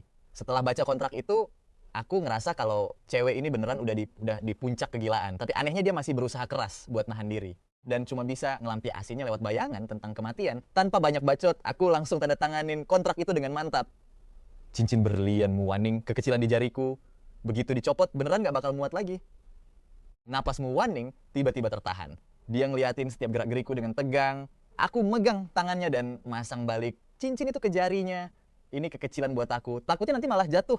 Lain kali bikinin yang agak gedean dikit ya. Kata-kataku langsung bikin ketegangan Mu Waning agak mencair. Dia nunduk buat ngeliat cincin itu. Ukiran di cincin itu sebenarnya mantra yang dia minta dari seorang pendeta tinggi. Pendeta itu bilang kalau setelah dia mati, jiwanya bisa tinggal di dalam cincin itu buat ngawasin orang yang pengen dia lihat. Kalau orang itu pakai cincinnya, cincin itu nggak bakal pernah bisa dilepas. Jiwanya bakal terikat selamanya sama jiwa orang itu. Dia sebenarnya nggak pernah percaya hal gaib atau mistis kayak gitu. Tapi kepergianku dan keputusasaan karena nggak bisa nemuin aku, ditambah rasa panik yang luar biasa, bikin dia ngerasa sesak napas. Begitu dia mutusin buat mati, dia pikir nggak ada salahnya buat taruhan. Siapa tahu obsesinya beneran bisa bikin jiwanya bertahan hidup. Pas mereka tahu hal ini, ya, Jang bersaudara kompak bilang kalau dia udah gila. Dia berbalik dan natap aku. Kalau kamu, apa kamu mikir kayak gitu juga? Oh, jadi cincin ini sepenting itu ya? Aku senyum. Kalau gitu aku harus ngejaga cincin ini baik-baik sambil ngomong gitu. Aku ambil cincin itu dan kupasang lagi. Cincinnya pas banget di kelingkingku. Aku ngangkat tangan buat nunjukin ke dia. Dengan begini, cincin ini gak bakal pernah hilang. Cincin di jariku berkilau indah banget, kelihatan berkilauan dan memikat. Mulai sekarang, jiwa kita bakal terikat selamanya. Pas lihat aku pakai cincin itu, jantung Mu Waning langsung berdegup kencang banget. Dia bener-bener kegirangan setengah mati. Dia percaya penuh sama kata-kata pendeta tinggi itu. Kalau ini satu-satunya cara biar dia bisa tetap ada di sampingku, sekaligus jadi obsesi terakhirnya. Berkat temenin dan bimbinganku, Mu Waning perlahan-lahan mulai normal lagi. Dia lanjutin investasinya dan mulai ngerintis perusahaannya. Jiang Tianqi langsung pengen ikut investasi begitu dengar kabar itu. Aku agak gak paham kenapa. Keluarga Jiang kan juga keluarga terpandang, uang jajan. Yang dikasih ke Jiang Tianqi itu setara sama gaji beberapa tahun orang biasa. Dia jelas gak kekurangan duit. Di area VIP kelab malam, Jiang Tianqi ngelirik ke arah Mu Waning yang lagi sibuk ngurusin investasi, terus dia bisik-bisik ke kupingku, kamu nggak bakal paham deh. Keluarga kayak kita ini ujung-ujungnya pasti dijodohin demi bisnis. Terakhir kali kakakku ngerusak kencan butanya. Pihak sana langsung mundur dan uang jajannya langsung disetop saat itu juga. Belakangan ini bokap gue juga mulai nyari jodoh buat gue. Gue harus siap-siap dari sekarang biar nanti nggak sampai kere buat melihara selingkuhan. Aku kaget dong. Melihara selingkuhan, Tianqi udah biasa lihat aku kaget kayak gitu. Gue ini cowok punya prinsip tahu. Gue cuman main-main kayak gini pas masih jomblo. Kalau udah nikah nanti, gue dijamin gak bakal macem-macem lagi. Jadi mending bahas duit aja, gak usah bawa perasaan. Gue benci banget sama perselingkuhan standar ganda, apalagi yang masih gatel padahal udah punya anak. Kasihan banget anak-anak yang hatinya sensitif. Dengar itu aku manggut-manggut paham. Sebenarnya Jiang Tianqi secara gak langsung lagi ngomong kalau dia takut anaknya nanti bakal jadi ekstrem kayak Mu Waning. Emang bahaya banget sih kalau dicintai sama orang kayak Mu Waning. Kalau kita bisa tulus ngebalas cinta posesif yang bikin sesak itu, hidup kita pasti bakal bahagia banget. Tapi kalau gak bisa nerima, ya rasanya kayak masuk ke jurang tanpa dasar. Jiang Tianqi natap cincin di jariku terus nanya, Xian, lo tahu gak asal-usul cincin ini? Aku mengangguk. Lo makanya suka rela. Iya, memangnya ada masalah. Jiang Tianqi sempat ragu lama banget sebelum akhirnya mutusin buat ngasih tahu aku, Xian, lo emang gak percaya hal mistis kayak ginian? Biar gue kasih tahu ya, pendeta tinggi yang dia temuin itu beneran sakti banget. Dan ukiran mantra di cincin itu bentuknya persis kayak kutukan. Omongan dia selanjutnya langsung kelelep sama suara musik yang tiba-tiba berdentum kencang. Aku cuma dengar bagian awalnya doang. Aku percaya kok. Ini bukti cintanya ke aku. Makanya cincin ini juga bikin dia tenang. Tapi omonganmu setelah itu, aku nggak denger jelas. Jiang Tianqi baru mau ngomong lagi pas dia mendongak dan gak sengaja ngelihat tatapan penuh ancaman dari Mu Waning. Akhirnya, dia terpaksa nelan ludah dan nahan omongannya. Terus ketawa garing. Oh, nggak ada apa-apa kok. Tapi Xian, lo nggak bakal ninggalin dia lagi kan? Dia nggak nanya apa. Aku cinta sama Mu Waning karena dia tahu bagi Mu Waning yang sekarang, itu cinta udah bukan hal utama lagi. Yang paling penting adalah apa? Aku bakal ninggalin dia untuk kedua kalinya. Gua bilang enggak, tapi Jiang Tianqi masih ragu. Dia nanya terus, gimana sama nyokap lu? Gua paham apa yang dia khawatirin. Jadi gua ceritain rencana gua buat ngulur waktu dari Liying. Dan terakhir gua ngasih peringatan keras. Jangan bocorin satu kata pun ke saudara perempuan lu. Jiang Ji langsung bingung. Hah? Kenapa? Gua mikir sebentar, terus ngejawab. Kalau ibunya Waning tahu sekarang kalau gua sengaja bohongin dia, urusannya bakal runyam banget. Di tengah berisiknya musik dugem jantung, Jiang Tianqi langsung copot. Di sisi lain, Mu Waning udah mulai main game. Anak-anak orang kaya yang main bareng, dia langsung pada menghela napas pasrah sambil buka dompet mereka. Jiang Xinyi gak punya pilihan selain ngelepas jam tangannya. Bokap gua baru aja ngeblokir semua kartu gua. Mu Waning nepuk tangannya pelan sambil ngambil jam tangan mewah seharga jutaan yuan itu. Dia ngelempar jam itu asal-asalan. Gak apa-apa sih kalau lu lagi agak bokek, tapi jangan coba-coba ngomong kosong di depan nyokap gua. Tubuh Jiang Xinyi seketika kaku. Dia berusaha setengah mati buat nahan senyum di wajahnya. Maksud lu apa? Ya kayak yang gue bilang tadi, Mu Waning juga ikutan senyum. Tapi tatapan matanya bener-bener dingin dan ngeri banget. Mu Waning udah tahu sejak dia masih kecil. Kalau Jiang bersaudara itu sama aja kayak orang lain. Mereka deketin dia cuma buat pansos ke keluargamu. Tapi Jiang Xinyi ini jauh lebih pinter dibanding yang lain. Dia nggak pernah ngegosipin Waning di belakang. Dia juga nggak takut sama emosinya yang gampang meledak-ledak. Lebih tepatnya, keluarga Jiang bener-bener ngebet pengen nempel sama keluargamu sampai mereka terpaksa pura-pura ramah dan akrab begini. Di sisi lain, Jiang Tianqi bener-bener takut setengah mati sama dia dan jarang banget interaksi. Kalau boleh milih, dia pasti ogah kenal sama sekali. Dulu dia pernah bantuin temen sekelasnya buat ngasih surat cinta ke Mu Waning. Pas Mu Waning tahu, dia langsung robek-robek surat itu di depan mukanya, bahkan ngancem bakal ngasih pelajaran ke dia juga. Kejadian itu bikin Jiang Tianqi nangis ketakutan. Jiang Xinyi mikir kalau Waning lagi ngebully adiknya, jadi dia berantem hebat sama Mu Waning. Setelah masalahnya jelas, Jiang Xinyi berinisiatif minta maaf duluan. Dan sejak saat itu, gak ada satu pun cowok yang berani nulis surat cinta ke Mu Waning lagi. Ini bikin dia terhindar dari banyak masalah.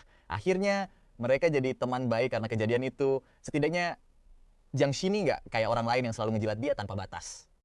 Keluarga Jiang, dengan nempel ke keluarga Epmu dan juga numpang di kapal besar keluarga Li, ngerasa seposisi mereka udah aman banget di kalangan sosialita kelas atas. Bisnis mereka pun makin hari, makin cuan dan berkembang pesat. Di dalam hatinya, Mu Waning paham, betul kalau tahun itu orang yang jatuh cinta pandangan pertama sama gua, bukan cuma dia doang, tapi si Jiang Xinyi juga naksir berat sama gua. Matanya bener-bener gak lepas dari gua. Kalau waktu itu Waning nggak pakai cara kotor dan nakutin semua orang yang mau deketin gua, dia mungkin nggak bakal punya kesempatan buat bersaing. Dan di antara orang-orang yang dia ancam, Jiang Xini adalah target pertama.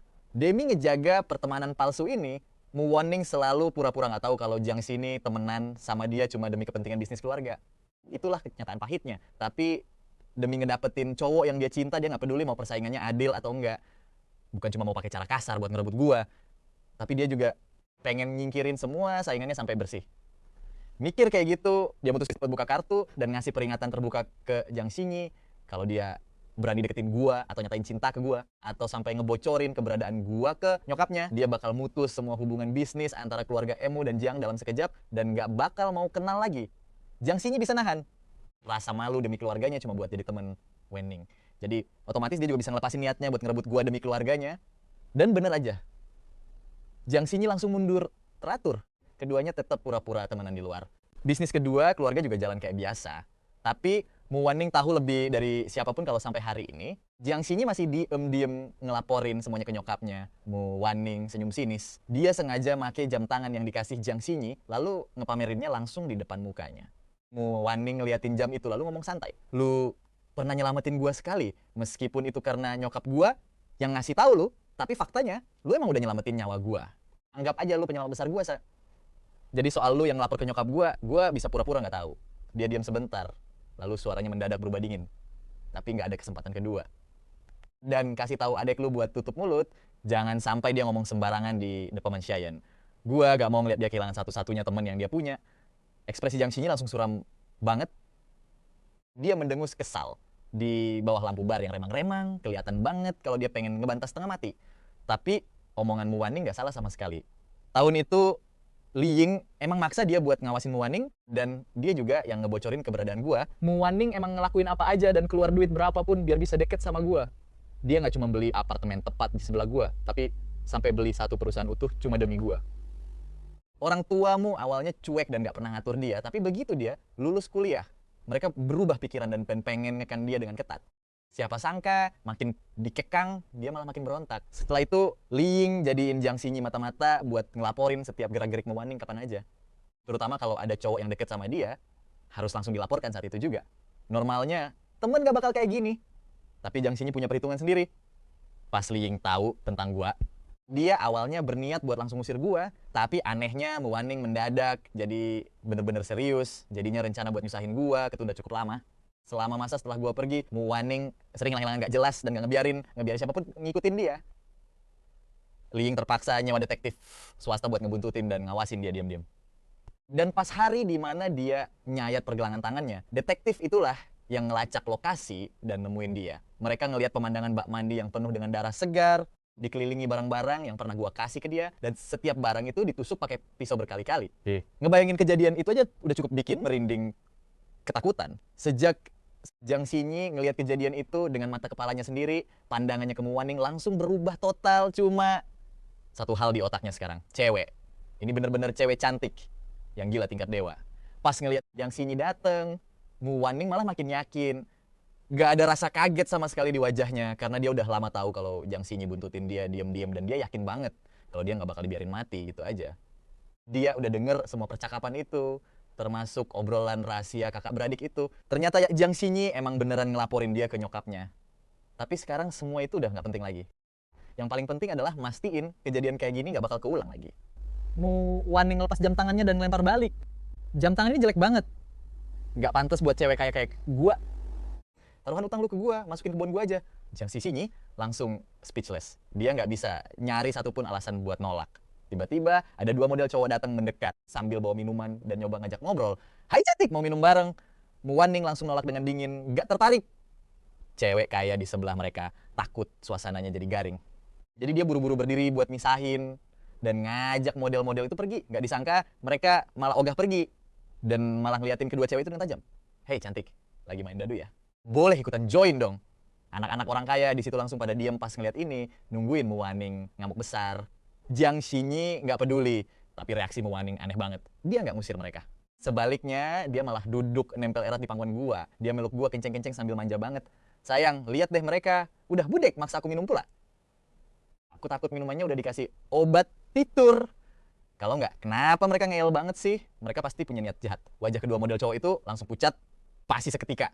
Sayang banget muka ganteng mereka jadi sia-sia. Mu Wanning bahkan gak sudi ngelirik mereka sama sekali. Salah satu dari mereka emosi banget sampai megang gelasnya kenceng-kenceng. Hampir aja dia ngamuk di tempat.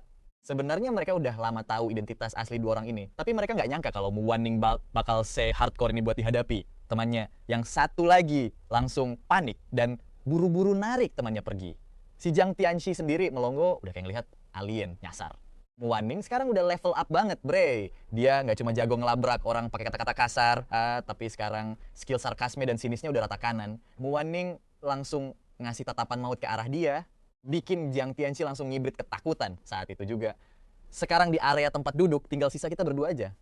Gue pun nyerahin gelas gue ke dia sambil bilang, yang ini beneran bersih kok. Sayang, cobain deh. Panggilan sayang tadi langsung bikin jantung doi, deg-degan parah. Matanya Mu Wanning seketika langsung berbinar-binar. Dengan suara yang manja banget, dia bilang, suapin dong. Ya udah, gue turutin maunya dan langsung ngarahin gelas itu ke bibirnya. Dia langsung minum sekali. Teguk, tapi tiba-tiba dia langsung nyium gue dan mindahin wine-nya ke dalam mulut gue. Kita ciuman lama banget sebelum akhirnya dia lepasin gue, lalu ngebisik di telinga gue. Bahkan kalau ini racun sekalipun, asalkan dari kamu, aku rela kok.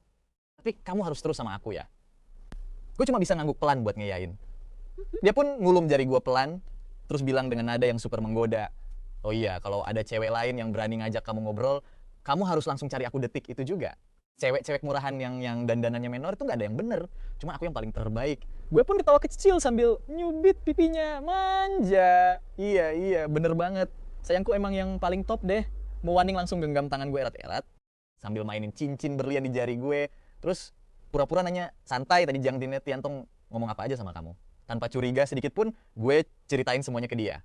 Terutama soal cincin ini, gue bilang kalau pendeta agung yang ngukir rune di cincin ini emang ampuh banget. Mu Wanning langsung terdiam. Tiba-tiba dia nyium punggung tangan gue lalu bilang, kalau gitu bagus deh. Pendeta agung bilang kalau pakai cincin ini artinya sebuah sumpah. Kalau kamu berani khianatin aku, kamu bakal dikutuk selamanya. Bahkan saat mati pun jiwa kita harus terus terikat abadi. Setengah bulan kemudian di sebuah villa mewah kita berdua lagi asyik bermesraan dengan sangat intim. Dia benar-benar pengen nikmatin momen ini selamanya, tapi kesenangan kita harus keganggu sama suara telepon genggam yang berdering. Gue berniat buat ngangkat telepon itu, tapi Mu Wanning melarang dan malah gigit di telinga gue dengan manja. Kuekin aja lah, yuk lanjut lagi. Gue pun langsung nyahut, oke, tapi ini yang terakhir ya, kalau nggak bisa-bisa gue tewas di kasur ini. Gue pun langsung nyamber telepon itu sambil ngingetin, aku angkat telepon dulu ya. Habis itu gue tutup mikrofonnya sebentar, lalu mulai ngejawab. Orang di seberang telepon udah kedengaran gak sabaran banget. Kan saya udah bilang buat bujuk, dia pergi ke luar negeri. Sudah kamu lakukan? Belum? Gue pun pura-pura polos dan bilang, aduh baru aja saya bahas sedikit. Dia langsung ngamuk parah, bahkan sampai ngancam mau ngambil pisau segala. Saya bener-bener gak bisa buru-buru soal ini. Di seberang sana sempet hening lama banget sampai akhirnya ada pengumuman seminggu lagi ada pesta, kamu wajib datang tanpa alasan. Begitu teleponnya ditutup, Mu Wanning langsung gelayutan manja lagi di tubuh gue. Gue nahan dia dengan erat sambil nangkep tangannya yang mulai usil kemana-mana. Seminggu lagi kita ada acara pesta yang harus dihadiri. Dia langsung megang pergelangan, tangan gue erat-erat. Kita wajib pergi ya? Gue mikir sebentar, ya udah pergi aja yuk. Cuma acara kumpul-kumpul biasa kok. Sekalian kamu bisa kenalan sama beberapa bos besar di dunia bisnis. Padahal dalam waktu setengah bulan terakhir ini, aset saham kita udah meroket gila-gilaan. Dari yang awalnya cuma target kecil, sekarang udah naik sampai 10 kali lipat. Setelah itu, kita juga buka perusahaan investasi sendiri. Tapi kalau tujuannya buat kabur dari cengkeraman keluargamu, segini mah masih kurang banget, bre. Jangan ketipu sama sikap setuju mereka di luar. Karena aslinya, mereka lagi ngebatesin semua pengeluaran si doi. Mereka pikir kalau nggak ada duit, dia bakal nurut dan pulang ke rumah dengan patuh. Tapi emangnya ngaruh kalau Li Ying mutusin aliran dana Mu Wanning, mau sekuat apapun keluargamu. Mereka nggak bakalan bisa ngendaliin seluruh pasar saham, apalagi ngontrol bisnis-bisnis yang emang udah punya dendam pribadi sama keluargamu. Mu Wanning ini emang beneran genius investasi yang OP banget. Semua ilmu yang pernah dia pelajari udah nempel kuat di otaknya. Bahkan setelah 8 atau 10 tahun berlalu pun, dia nggak bakalan lupa. Dia bener-bener punya kemampuan buat bangun semuanya lagi dari nol. Bahkan sampai ke puncak kejayaan yang baru. Pas Li Ying sadar nanti, dia pasti udah berhasil ngumpulin modal yang super melimpah dan perlahan-lahan lepas dari kontrol keluarga kamu. Telepon dari Li Ying tadi sebenarnya cuma trik buat nyoba ngetes gue. Dia mau lihat apa gue. Bakal nurut dan jadi jembatan buat ngebujuk Mu Wanning. Jelas-jelas gue nggak ada niat sama sekali buat nasehatin Muwaning. Kalau bukan karena posisi mereka udah kepepet banget, dia nggak bakalan nelpon gue lagi. Tapi emang harus dia diakui sih, cuman gue doang yang bisa naklukin Muwaning. Di salah satu ruangan privat hotel mewah, Jiang Xinyi duduk berhadapan langsung sama Li Ying. Kamu bilang mereka berdua buka perusahaan baru dan bahkan sampai nikung mitra bisnis kita. Li Ying bener-bener panik setengah mati kali ini. Dulu mau seberontak apapun Muwaning, urusan keuangan masih dipegang penuh sama keluargamu. Surat wasiat dari mendiang kakek kepala keluargamu tertulis sangat jelas kalau semua aset bakal diwarisin seutuhnya ke Muwaning. Itu semua sengaja dilakuin buat nyegah Mu Jiangsu dan anak-anak haram lainnya buat ngebagi-bagi harta warisan. Biar bisa bagi warisan, mereka harus nunggu sampai Muwaning menikah dulu. Tapi buatmu, Waning biar bisa dapat warisan itu ada syaratnya. Antara dia harus nikah sama orang yang setara statusnya buat dijadikan menantu yang tinggal di rumah mereka, atau nikah sama orang yang tipenya kayak tuntutan si Pak Tua dulu ke Mu Jiangsu. Si Li Ying awalnya pengen gua yang ngejalanin tes penanggalan si Pak Tua itu, tapi gua malah milih ngambil uang 10 juta yuan dan langsung cabut saat itu juga. Sekarang, walaupun gue udah balik lagi daripada buang-buang tenaga buat ikutan tes itu, gue lebih milih nyari keluarga kaya raya buat diajak aliansi pernikahan biar semuanya cepet kelar. Li Ying nggak mau semua rencananya sia-sia gitu aja, dia harus mikirin masa depan anaknya sendiri. Terus apa yang lagi direncanakan sama Guxia dan Waning belakangan ini? Jiang Xinyi langsung ngegeleng pusing. Banyak hal yang sekarang udah nggak mereka ceritain lagi ke aku. Li Ying natap dia dengan pandangan dingin yang cukup lama. Pesta seminggu lagi, kalian semua harus cari cara buat misahin Muwaning sama Guxian. Mu Jiangsu bakal bawa Guxian pergi jauh-jauh, dan kamu harus bikin Muwaning sibuk gimana pun caranya. Jiang Xinyi langsung ngerutin dahi. Tante tahu sendiri kan? Nggak ada satupun orang yang bisa nahan Muwaning kalau dia udah ngamuk. Histeris. Makanya siapin obat penenang sama bodyguard sekalian. Wajah Li Ying kelihatan datar tanpa ekspresi kalau dia bisa dibujuk buat nerima pertunangan ini. Maka hal-hal ekstrem kayak gitu nggak bakal dibutuhin lagi. Tiba-tiba Jiang Xinyi nanyain satu hal yang udah dia dipendam selama bertahun-tahun. Tante, apa Muwaning itu beneran anak kandung tante sendiri? Mata Li Ying langsung menyipit tajam. Ekspresi wajahnya saat itu bener-bener mirip banget sama ekspresinya Muwaning. Jiang Xinyi yang langsung paham kodenya pun milih buat bungkam. Aku bakal usahain yang terbaik kok. Ngelihat Li Ying gak ngomong apa-apa lagi, dia pun langsung berdiri dan pergi. Nggak ada satu gigitan pun dari makanan di atas meja yang sempat disentuh. Begitu Jiang Xinyi pergi, pikiran Li Ying langsung dipenuhi sama pertanyaan itu tadi. Muwaning tentu aja anak kandungnya sendiri, anak hasil hubungannya dengan Mu Jiangsu. Tapi di dalam hati Mu Jiangsu dulu selalu ada sosok cinta pertama yang tak tergantikan. Sayangnya latar belakang dan kemampuan cewek itu gak seberapa, jadi sama sekali gak dilirik sama kepala keluargamu. Dia gak berani ngelawan, makanya dia cuma bisa diam-diam nyimpen selingkuhan di luar.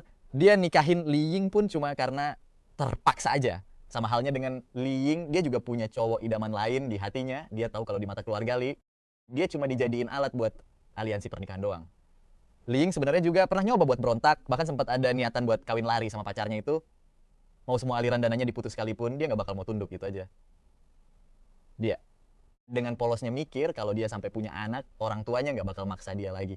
Tapi nyatanya dia malah diseret paksa balik ke keluarga Li dan dipaksa nikah sama Mu Jiangsu pas malam pertama. Mu Jiangsu dengan dinginnya bilang kalau dia nikahin Li Ying cuma demi menuhin tugas dari si Pak Tua buat ngasih keturunan buat keluargamu. Begitu pesta pernikahan selesai, Mu Jiangsu sama sekali nggak peduli sama perasaan istrinya itu. Malam itu dia cuma pengen cepet-cepet nyelesain tugasnya doang. Dinginnya sikap si suami bikin Li Ying merasa jijik setengah mati sampai rasanya mau muntah. Lama-kelamaan dia bener-bener udah nggak tahan lagi. Dia pun minta cerai sambil ngehancurin semua barang di rumah. Bahkan sampai ngancem mau bunuh diri segala. Tapi sayangnya nggak ada satupun orang yang peduli sama hidup atau matinya dia. Kepentingan keluargamu dan keluarga Li udah terlanjur terikat kuat. Cerai itu mustahil terjadi kecuali dia mati, dan parahnya lagi pacar yang paling dia cintai saat lagi bawa dia sama anaknya buat kabur malah disabotase sampai ngalamin kecelakaan mobil fatal yang direncanain sama keluarga Li sendiri. Untungnya anak itu berhasil selamat. Wajah anak itu bener-bener mirip banget sama wajah pacarnya, dan itu juga satu-satunya alasan terbesar yang bikin dia tetap bertahan hidup sampai sekarang. Keluarga Li yang tahu kelemahan ini langsung sadar kalau ada anak ini, dia nggak bakalan berani buat beneran bunuh diri. Pas dia ngelahirin Muwaning, meskipun bayinya perempuan, tapi kepala keluargamu udah mutusin kalau Muwaning adalah ahli waris tunggal keluargamu. Apapun yang dia pengen pasti dikasih. Masalahnya wajah Muwaning ini mirip banget sampai 70-80% sama wajah Mu Jiangsu. Makanya setiap kali dia ngelihat Mu Waning, dia selalu teringat sama pesta pernikahan menjijikan bertahun-tahun yang lalu. She bener-bener nggak bisa bersikap normal di depan Mu Waning.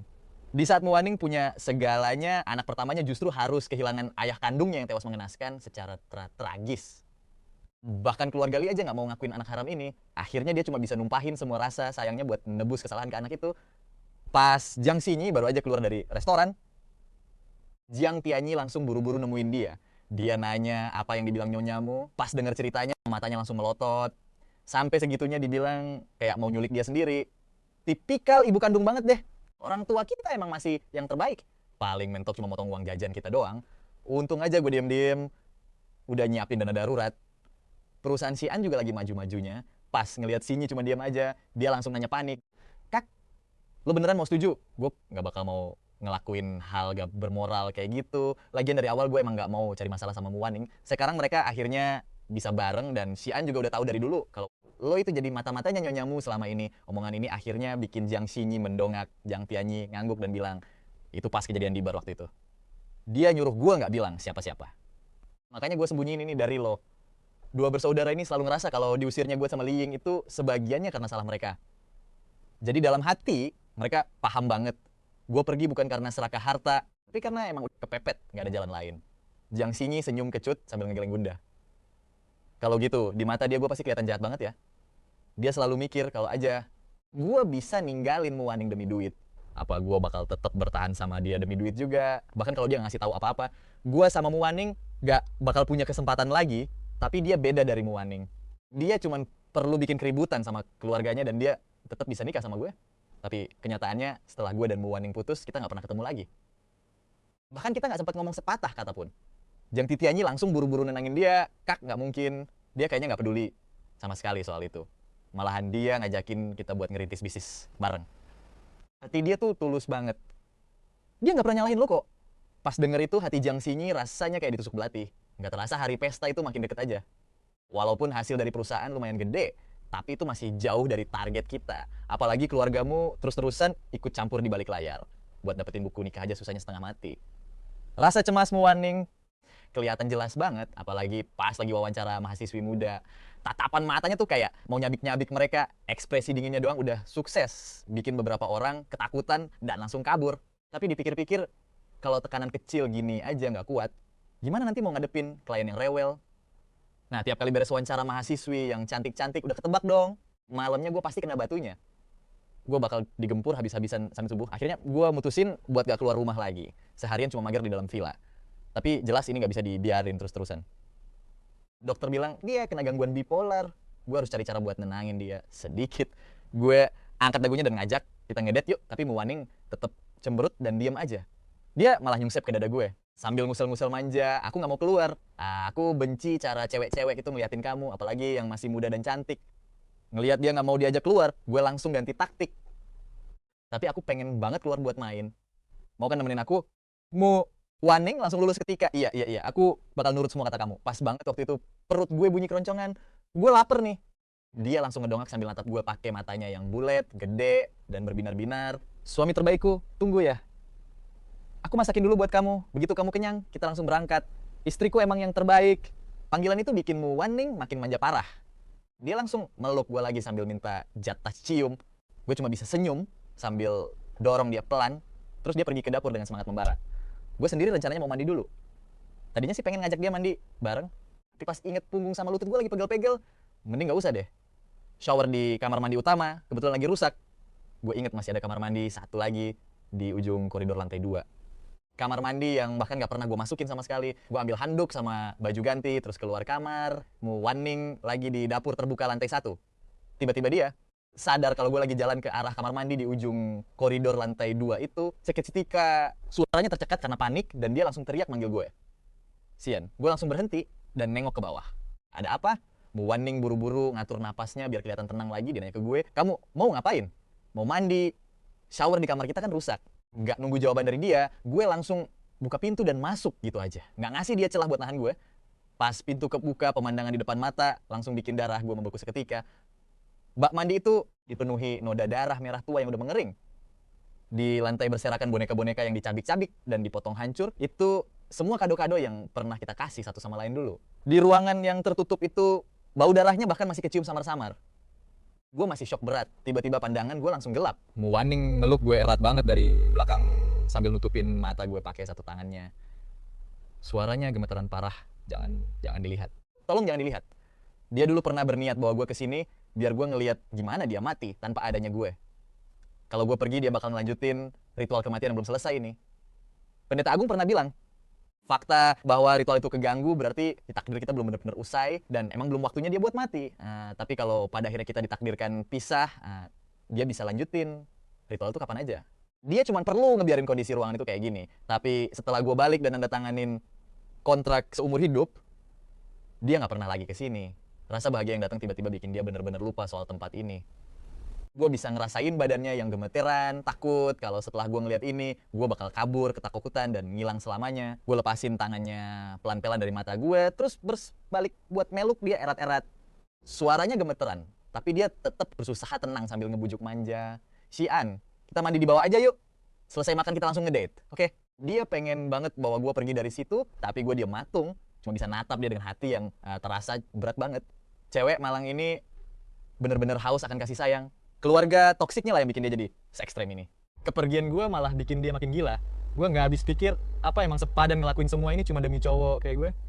Pas Muwaning ngeliat gue nggak gerak, tiba-tiba dia senyum lega sambil ngelus pipi gue dan bilang, asalkan kamu tetap tinggal, aku janji nggak bakal ngelakuin hal bodoh lagi. Aku bakal langsung renovasi kamar mandi ini secepatnya. Kita beli barang-barang baru. Kalau kamu nggak suka rumah ini, kita bisa pindah. Kita bisa pergi kemana aja, asalkan kamu nggak ninggalin aku. Mendengar itu, tiba-tiba senyum gue langsung mengembang lebar. Gak ada rasa takut, gak ada pertanyaan, cuma ada senyuman hangat. Layaknya sinar matahari yang mengusir kegelapan di dalam dirinya. Gue ulurkan tangan, ngerapihin rambut kusut di dahinya pelan-pelan, sambil berbisik lembut. Asalkan kamu ada di sampingku, dimanapun itu bakal jadi rumah buat aku. Begitu gue kelar ngomong, Muwaning langsung melompat ke pelukan gue, nyembunyiin kepalanya dalam-dalam di lekukan leher gue. Kayak orang kecanduan yang nyium aroma alkohol, mabuk, dalam keheningan yang damai. Malam itu di acara pesta, Muwaning tampil anggun banget, pakai gaun mega, bener-bener kayak putri yang keluar dari negeri dongeng. Gue sendiri pakai setelan jas lengkap dengan dasi yang rapi, sambil gandengan mesra sama Muwaning yang kelihatan sempurna. Kita berdua masuk ke aula, dan seketika langsung jadi pusat perhatian semua orang. Kowok di sebelah nona besarmu itu, bukannya dia cowok bajingan yang minta putus demi duit ya? Bener banget emang dia. Kayaknya namanya Gusian. Waktu pesta Tuan Muda Jiang kemarin, nona besarmu juga bawa dia kan? Dengar-dengar dulu dia kerja di Kyoto Commercial Club. Di sanalah dia caper dan mepet-mepet ke Muwaning sama circle-nya. Jangan ngasal loh. Dia itu teman dekatnya Tuan Muda Jiang tahu. Dengan nona besarmu dan Tuan Muda Jiang yang nge-backing dia.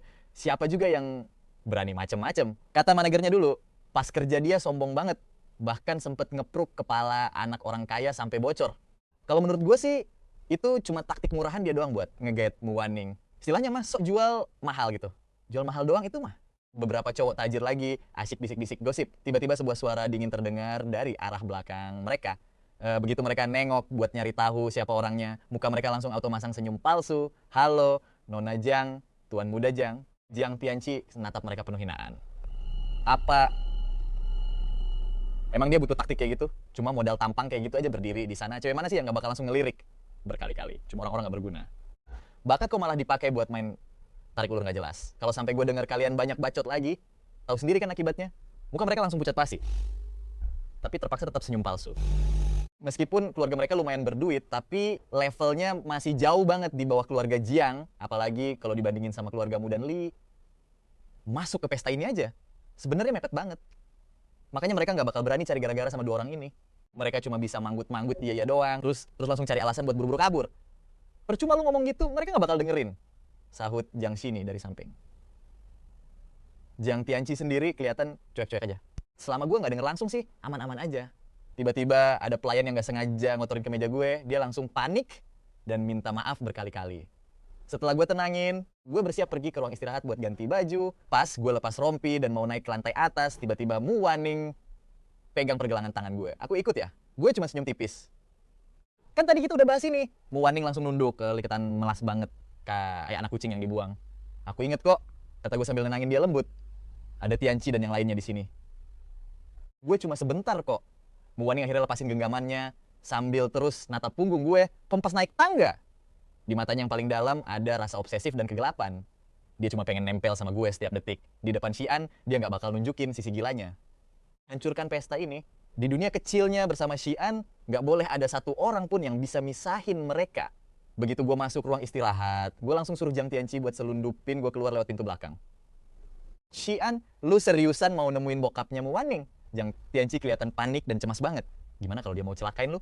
Gue cuma senyum santai. Kecuali dia emang pengen lihat Mu Wanning jadi gila beneran. Berdasarkan info tentang keluarga Emu yang dikasih sama sistem, ditambah insting gue selama di samping Mu Wanning, meskipun kadang dia agak keras kepala dan ekstrem, tapi sebenarnya dia penurut banget sama gue. Kecuali satu hal, jangan pernah bahas soal putus atau pergi. Gak ada yang boleh sebut kata itu, apalagi gue. Kalau sampai terjadi, dia bakal benar-benar lepas kendali.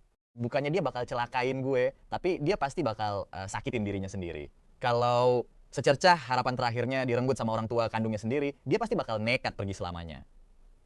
Kata-kata itu keluar dari mulut Mu Wanning sendiri, cuma buat mastiin kalau gue nggak bakal ninggalin dia. Yang Tianqi yang lihat gue santai ini ngebahas masalah itu cuma bisa terdiam ragu cukup lama. Akhirnya dia natap cincin berlian gue, lalu mutusin buat ceritain semua yang dia tahu.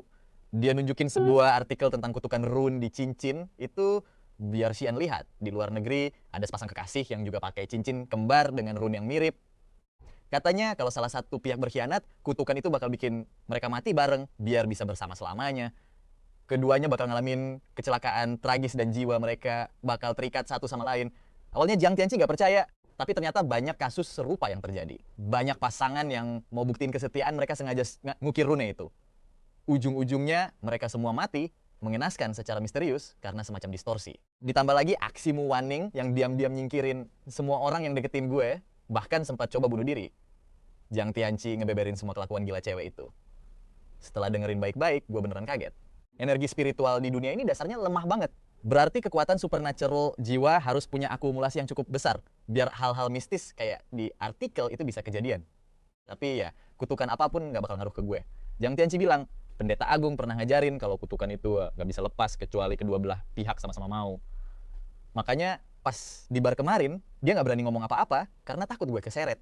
Gue paham rasa cemasnya dia. Tapi setelah gue baca artikel itu teliti, ternyata banyak info yang cuma karangan media buat nyari klik, pakai kata-kata abu-abu kayak diduga atau kemungkinan besar. Tapi Pendeta Agung itu kayaknya emang beneran sakti sih. Tianqi takut tak gue percaya omongannya. Gue langsung tenangin dia. Gue percaya kok. Kapan-kapan gue bakal samperin Pendeta Agung itu. Jiang Tianqi langsung kaget. Emang lu gak takut? Gue mikir bentar terus bilang, kalau emang kayak yang lu bilang, kutukannya bakal berimbas ke kedua orang itu kan? Jiang Tianqi manggut-manggut. Ya udah, nggak usah takut. Selama nggak ada pengkhianatan, semuanya bakal aman-aman aja. Jiang Tianqi seketika mati, gue tuh nggak bisa ngomong. Terus gue senyum dan nambahin, soal percobaan bunuh diri itu Mu Wanning sekarang udah penurut banget kok. Dia udah janji sama gue bakal rutin ke dokter dan minum obat tepat waktu. Kalau dibilang tersentuh sih, kayaknya kurang greget ya. Lain kali gue bakal ajarin dia gimana cara mukul orang dengan lebih lembut.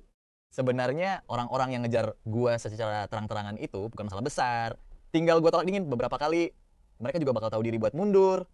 Yang paling bikin risih itu yang sok-sokan jadi temen, tapi aslinya mau nikung dari belakang.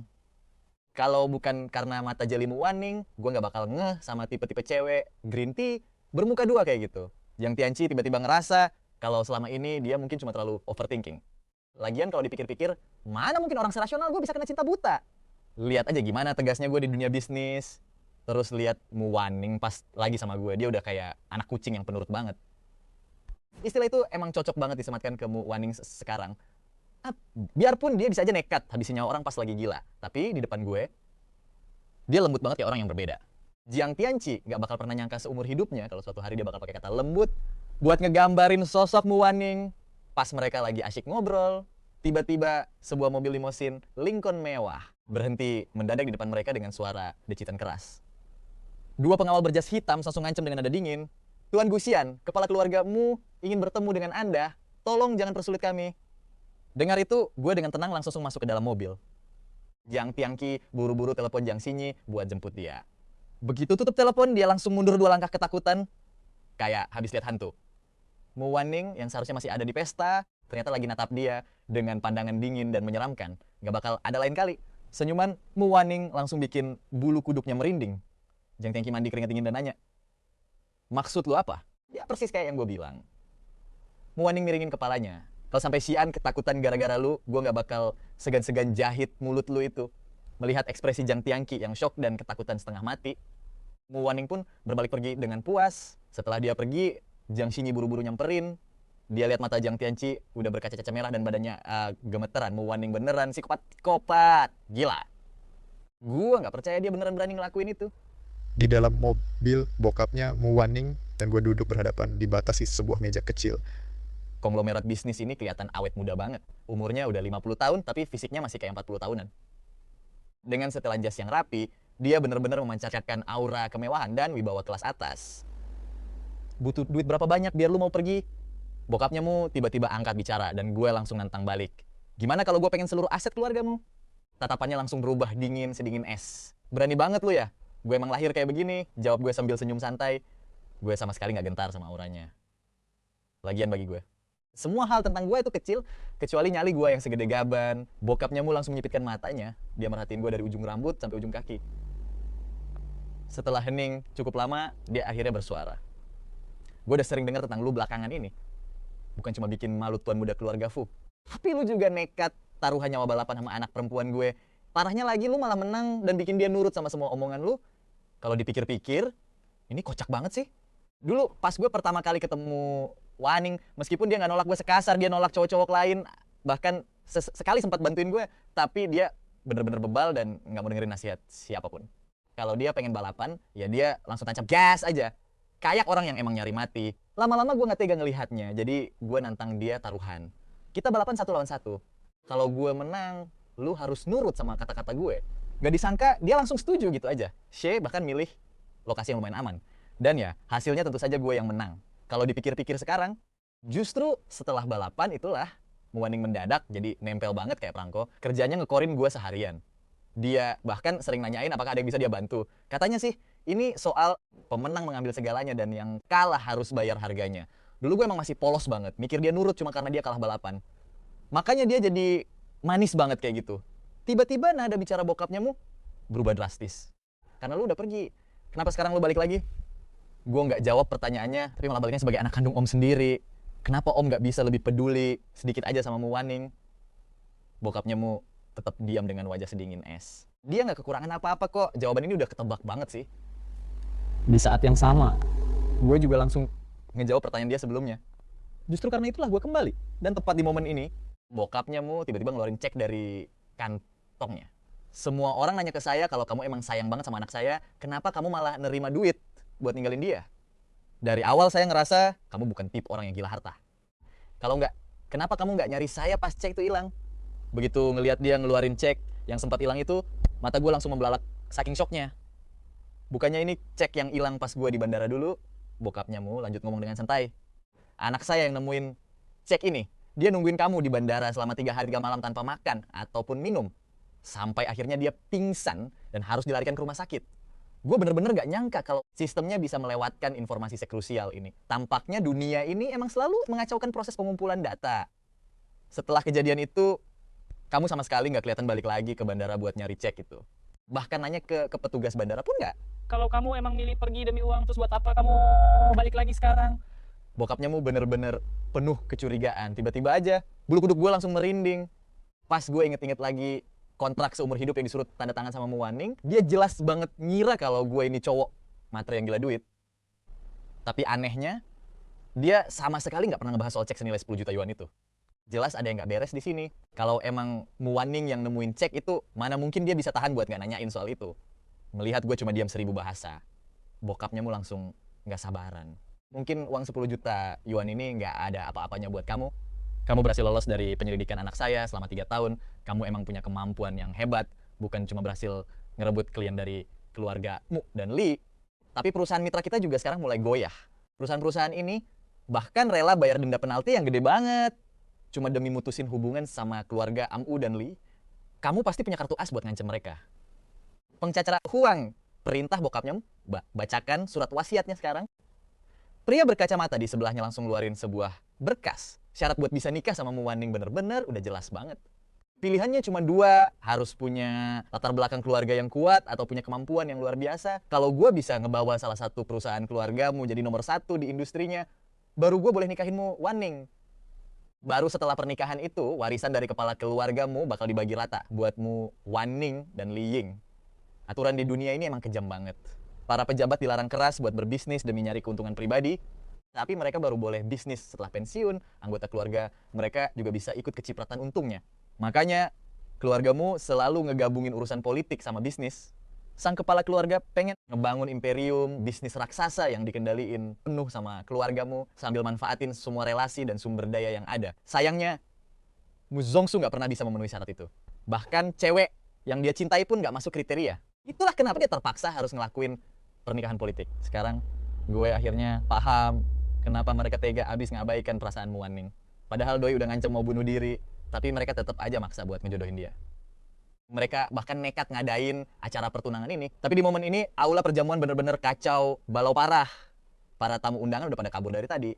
Orang-orang kepo yang mau nyari bahan gosip juga udah diusir pergi. Wan-Ning kelihatan lagi megang beberapa jarum suntik.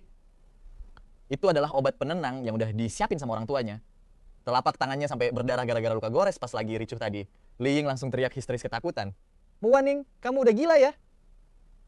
Wan-Ning langsung ngebuang semua isi obat dari jarum suntik itu, terus ngelempar suntikannya gitu aja. Dia ngusap darah di sudut bibirnya, lalu sambil ketawa dingin, dia natap nyokapnya. Apa aku beneran anak kandung ibu?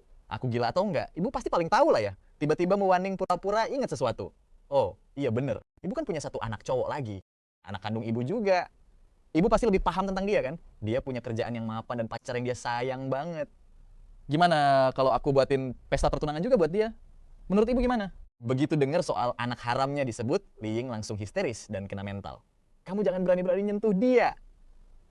Melihat Li Ying yang khawatir setengah mati, sama anak haramnya tatapan mata Wan-Ning langsung menajam. Dengan cepat, dia kembali bersikap dingin dan tenang. Dia pun ngasih peringatan terakhir. Kalau ibu nggak mau itu terjadi, jangan pernah berani lagi bikin rencana busuk buat aku. Kalau nggak, aku nggak jamin apa yang bakal terjadi sama anak kesayangan ibu itu.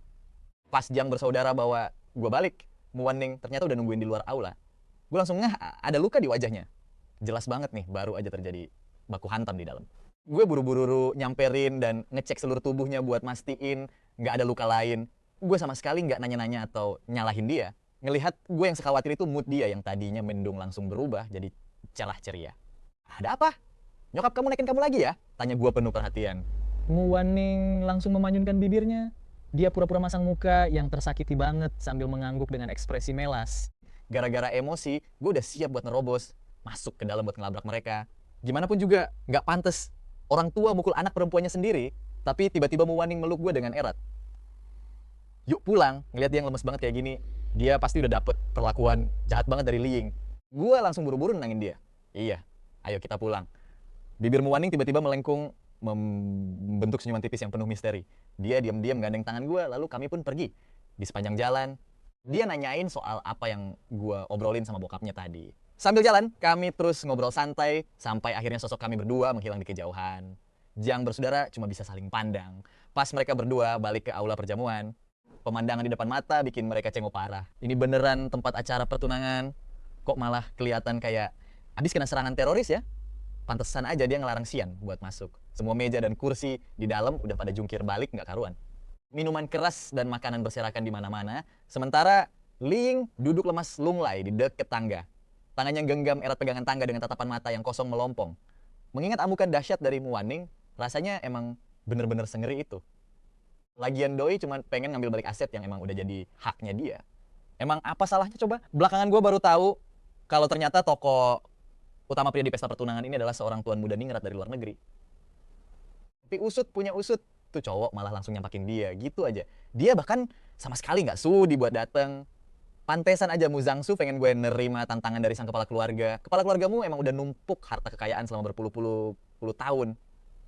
Gurita bisnisnya merambah ke semua sektor industri dan hampir memonopoli semuanya. Sedangkan perusahaan yang dia kasih ke gue itu bener-bener hancur lebur dan dapat peringkat paling buncit di industrinya. Walaupun perusahaannya udah megap-megap di ujung tanduk, tapi potensinya buat berkembang masih ada banget. Makanya dia sengaja bikin tantangan ini. Orang yang bisa nyulap perusahaan rugi jadi penguasa pasar, menantu idaman kayak gini, biarpun nggak punya latar belakang apa-apa, pasti bisa ngebantu keluargamu naik kasta ke level yang belum pernah ada sebelumnya. Cuma ya masalahnya prosesnya ini makan waktu lama banget, sementara orang tuamu udah kebelet banget pengen bagi-bagi warisan. Mereka pengennya pernikahan ini langsung digelar secepatnya. Tapi jelas gue tolak mentah-mentah. Karena gue udah mutusin buat ngebantumu Waning bebas dari jeratan keluargamu. Jadi buat apa lagi kami tunduk di bawah kendali mereka? Tanpa warisan kepala keluarga pun, Waning masih bisa tetap hidup makmur sentosa kok. Terus buat apa coba nikah cuma demi ngikutin surat wasiat? Ujung-ujungnya cuma bakal terus-terusan disetir sama orang tuanya doang. Terus soal perusahaan-perusahaan yang rela bayar ganti rugi demi mutusin kerja sama itu. Ya itu emang karena gue beneran megang kartu as mereka. Meskipun dulu sang kepala keluarga nggak pernah nyalahgunain kekuasaan demi cuan pribadi, dia selalu hati-hati banget tiap kali manfaatin koneksinya. Tapi kalau dibandingin kemampuan Muzangsu emang jauh di bawah dia, mana kakak sulungnya udah meninggal duluan lagi. Jadinya keluargamu terpaksa numpang hidup dan bergantung sama keluarga Lee buat nyelamatin bisnis mereka. Tapi masalahnya, konflik internal di dalam keluarga Lee sendiri udah bobrok parah. Ditambah lagi hubungan mereka sama keluargamu udah terlalu ruwet. Jadi tinggal nunggu waktu aja sampai semuanya hancur lebur. Kalau seseorang mau berkembang di kalangan kelas atas tapi terus-terusan diteken sama kedua keluarga ini, Waning pasti bakal ngadepin rintangan yang nggak ada habisnya pas mau ngerintis bisnis. Tapi begitu dia berhasil keluar dari cengkeraman ibu kota, sekuat apapun pengaruh keluargamu, mereka pasti bakal mikir dua kali dan agak segan buat macem-macem. Semenjak pesta pertunangan yang mereka atur seenak jidat itu dihancurin lebur sama Waning. Mereka nggak berani lagi ikut campur urusan doi. Apalagi sampai berani naikin perusahaan baru yang kami rintis. Sementara itu, kepala keluarga Jiang, yaitu Jiang Tianyu, udah lama banget terjebak di kapal yang sama dengan keluargamu dan Lee. Sekarang dia udah susah banget buat lepas dari sana. Tapi pas dia ngelihat anak-anaknya sendiri milih ikut sama kami dan bisnis mereka di luar sana malah makin cuan parah. Dia akhirnya lagi maksa Jiang Xinyi sama saudara cowoknya buat ngelakuin pernikahan politik. Dan tepat di harimu Waning bener-bener bebas seutuhnya dari jeratan keluargamu. Kalau dipikir-pikir pakai logika, harusnya sih gue yang ngelamar Waning. Tapi nih cewek emang sekeras kepala itu, dia kekeh banget pengen ngelamar gue duluan. Ya udahlah ya, gue cuman bisa pasrah dan nurutin kemauan dia. Acara nikahannya beneran dibikin super megah dan rame parah. Emang sih di belakang banyak yang ngegosip, tapi di depan kita mana ada yang berani bersuara? Nah, pas acaranya udah kelar, si Jiang Tianchi langsung lari nyamperin gue cuma buat curhat sambil pasang muka melasa. Kocak banget sih. Dia ngadu kalau Waning ngancem bakal motong lidahnya, bahkan katanya si Waning mau ngejahit mulut gue pakai jarum dan benang. Siang, lo kan tahu sendiri, gue paling anti sama hal-hal berdarah yang serem kayak gitu. Jiang Tianchi ngomong gitu sambil masang muka super memelas, tampangnya kelihatan menderita banget. Akhirnya gue langsung berusaha buat nenangin dia. Tenang aja, itu gak bakal kejadian. Selama ada gue di sini, gue bakal bikin dia minta maaf sama lo, Waning. Terus gue langsung manggil dengan nada agak kesel. Gak lama, Waning keluar dari dapur sambil bawa piring berisi buah. Dia langsung lihat suaminya lagi melotot tajam ke arah dia. Dan di samping suaminya ada Jiang Tianchi yang pasang muka paling tersakiti sedunia. Gak usah mikir keras, pakai jempol kaki juga Waning udah tahu kalau si Jiang Tianchi ini pasti lagi ngadu dan lebih-lebihin cerita lagi. Dari zaman pacaran dulu, jurus andalan Jiang Tianchi ya emang cuman ini. Waning akhirnya senyum palsu ke arah Jiang Tianchi. Aku yang salah, harusnya aku gak ngancam kamu kayak gitu ucapnya.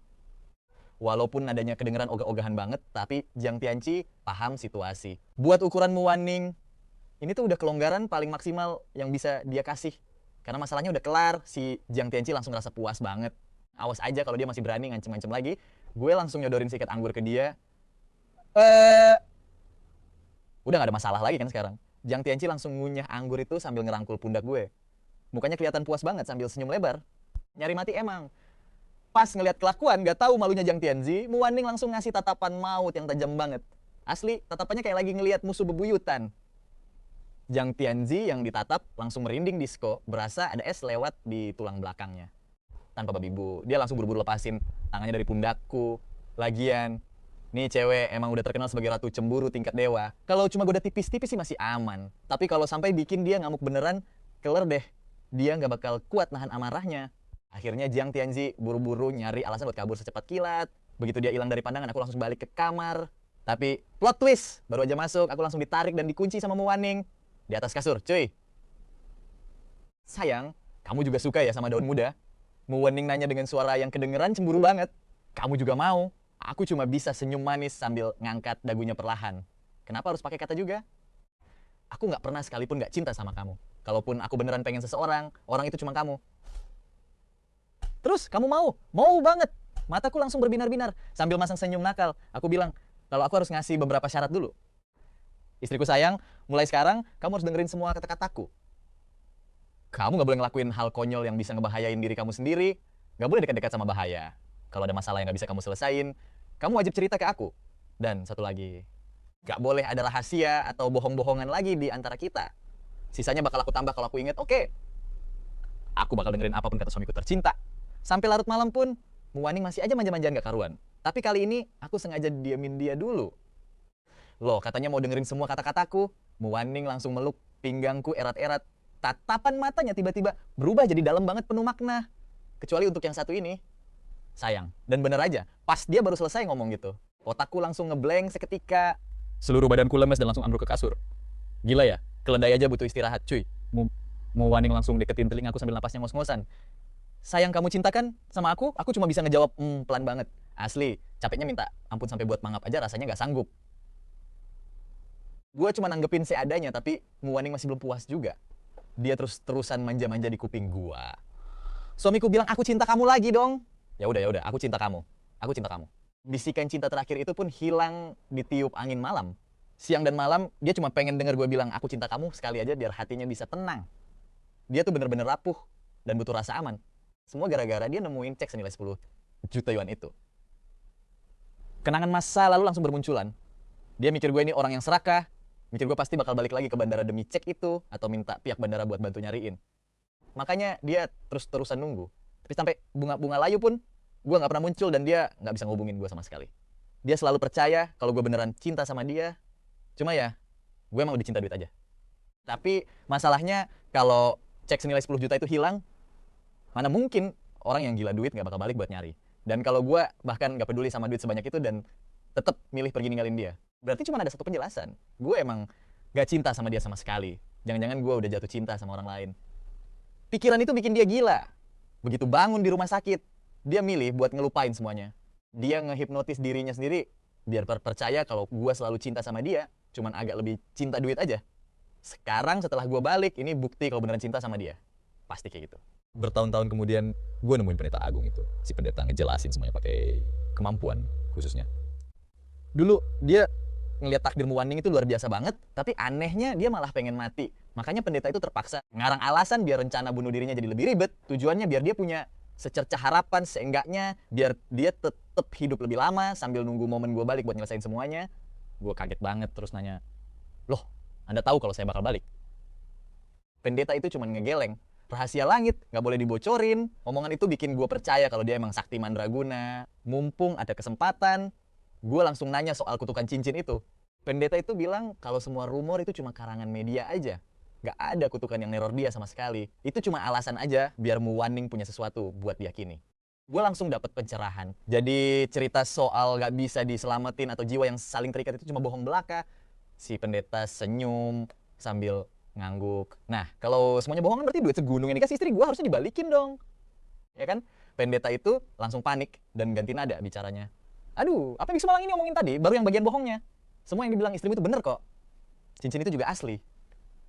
Buset, mukanya berubah cepet banget, kayak ngebalik telapak tangan. Di momen ini Muwaning balik sambil ngegandeng seorang anak. Tangannya megang seikat besar balon. Gue pun refleks nanya, kamu baru aja ngeborong semua dagangan tukang balon tua itu ya?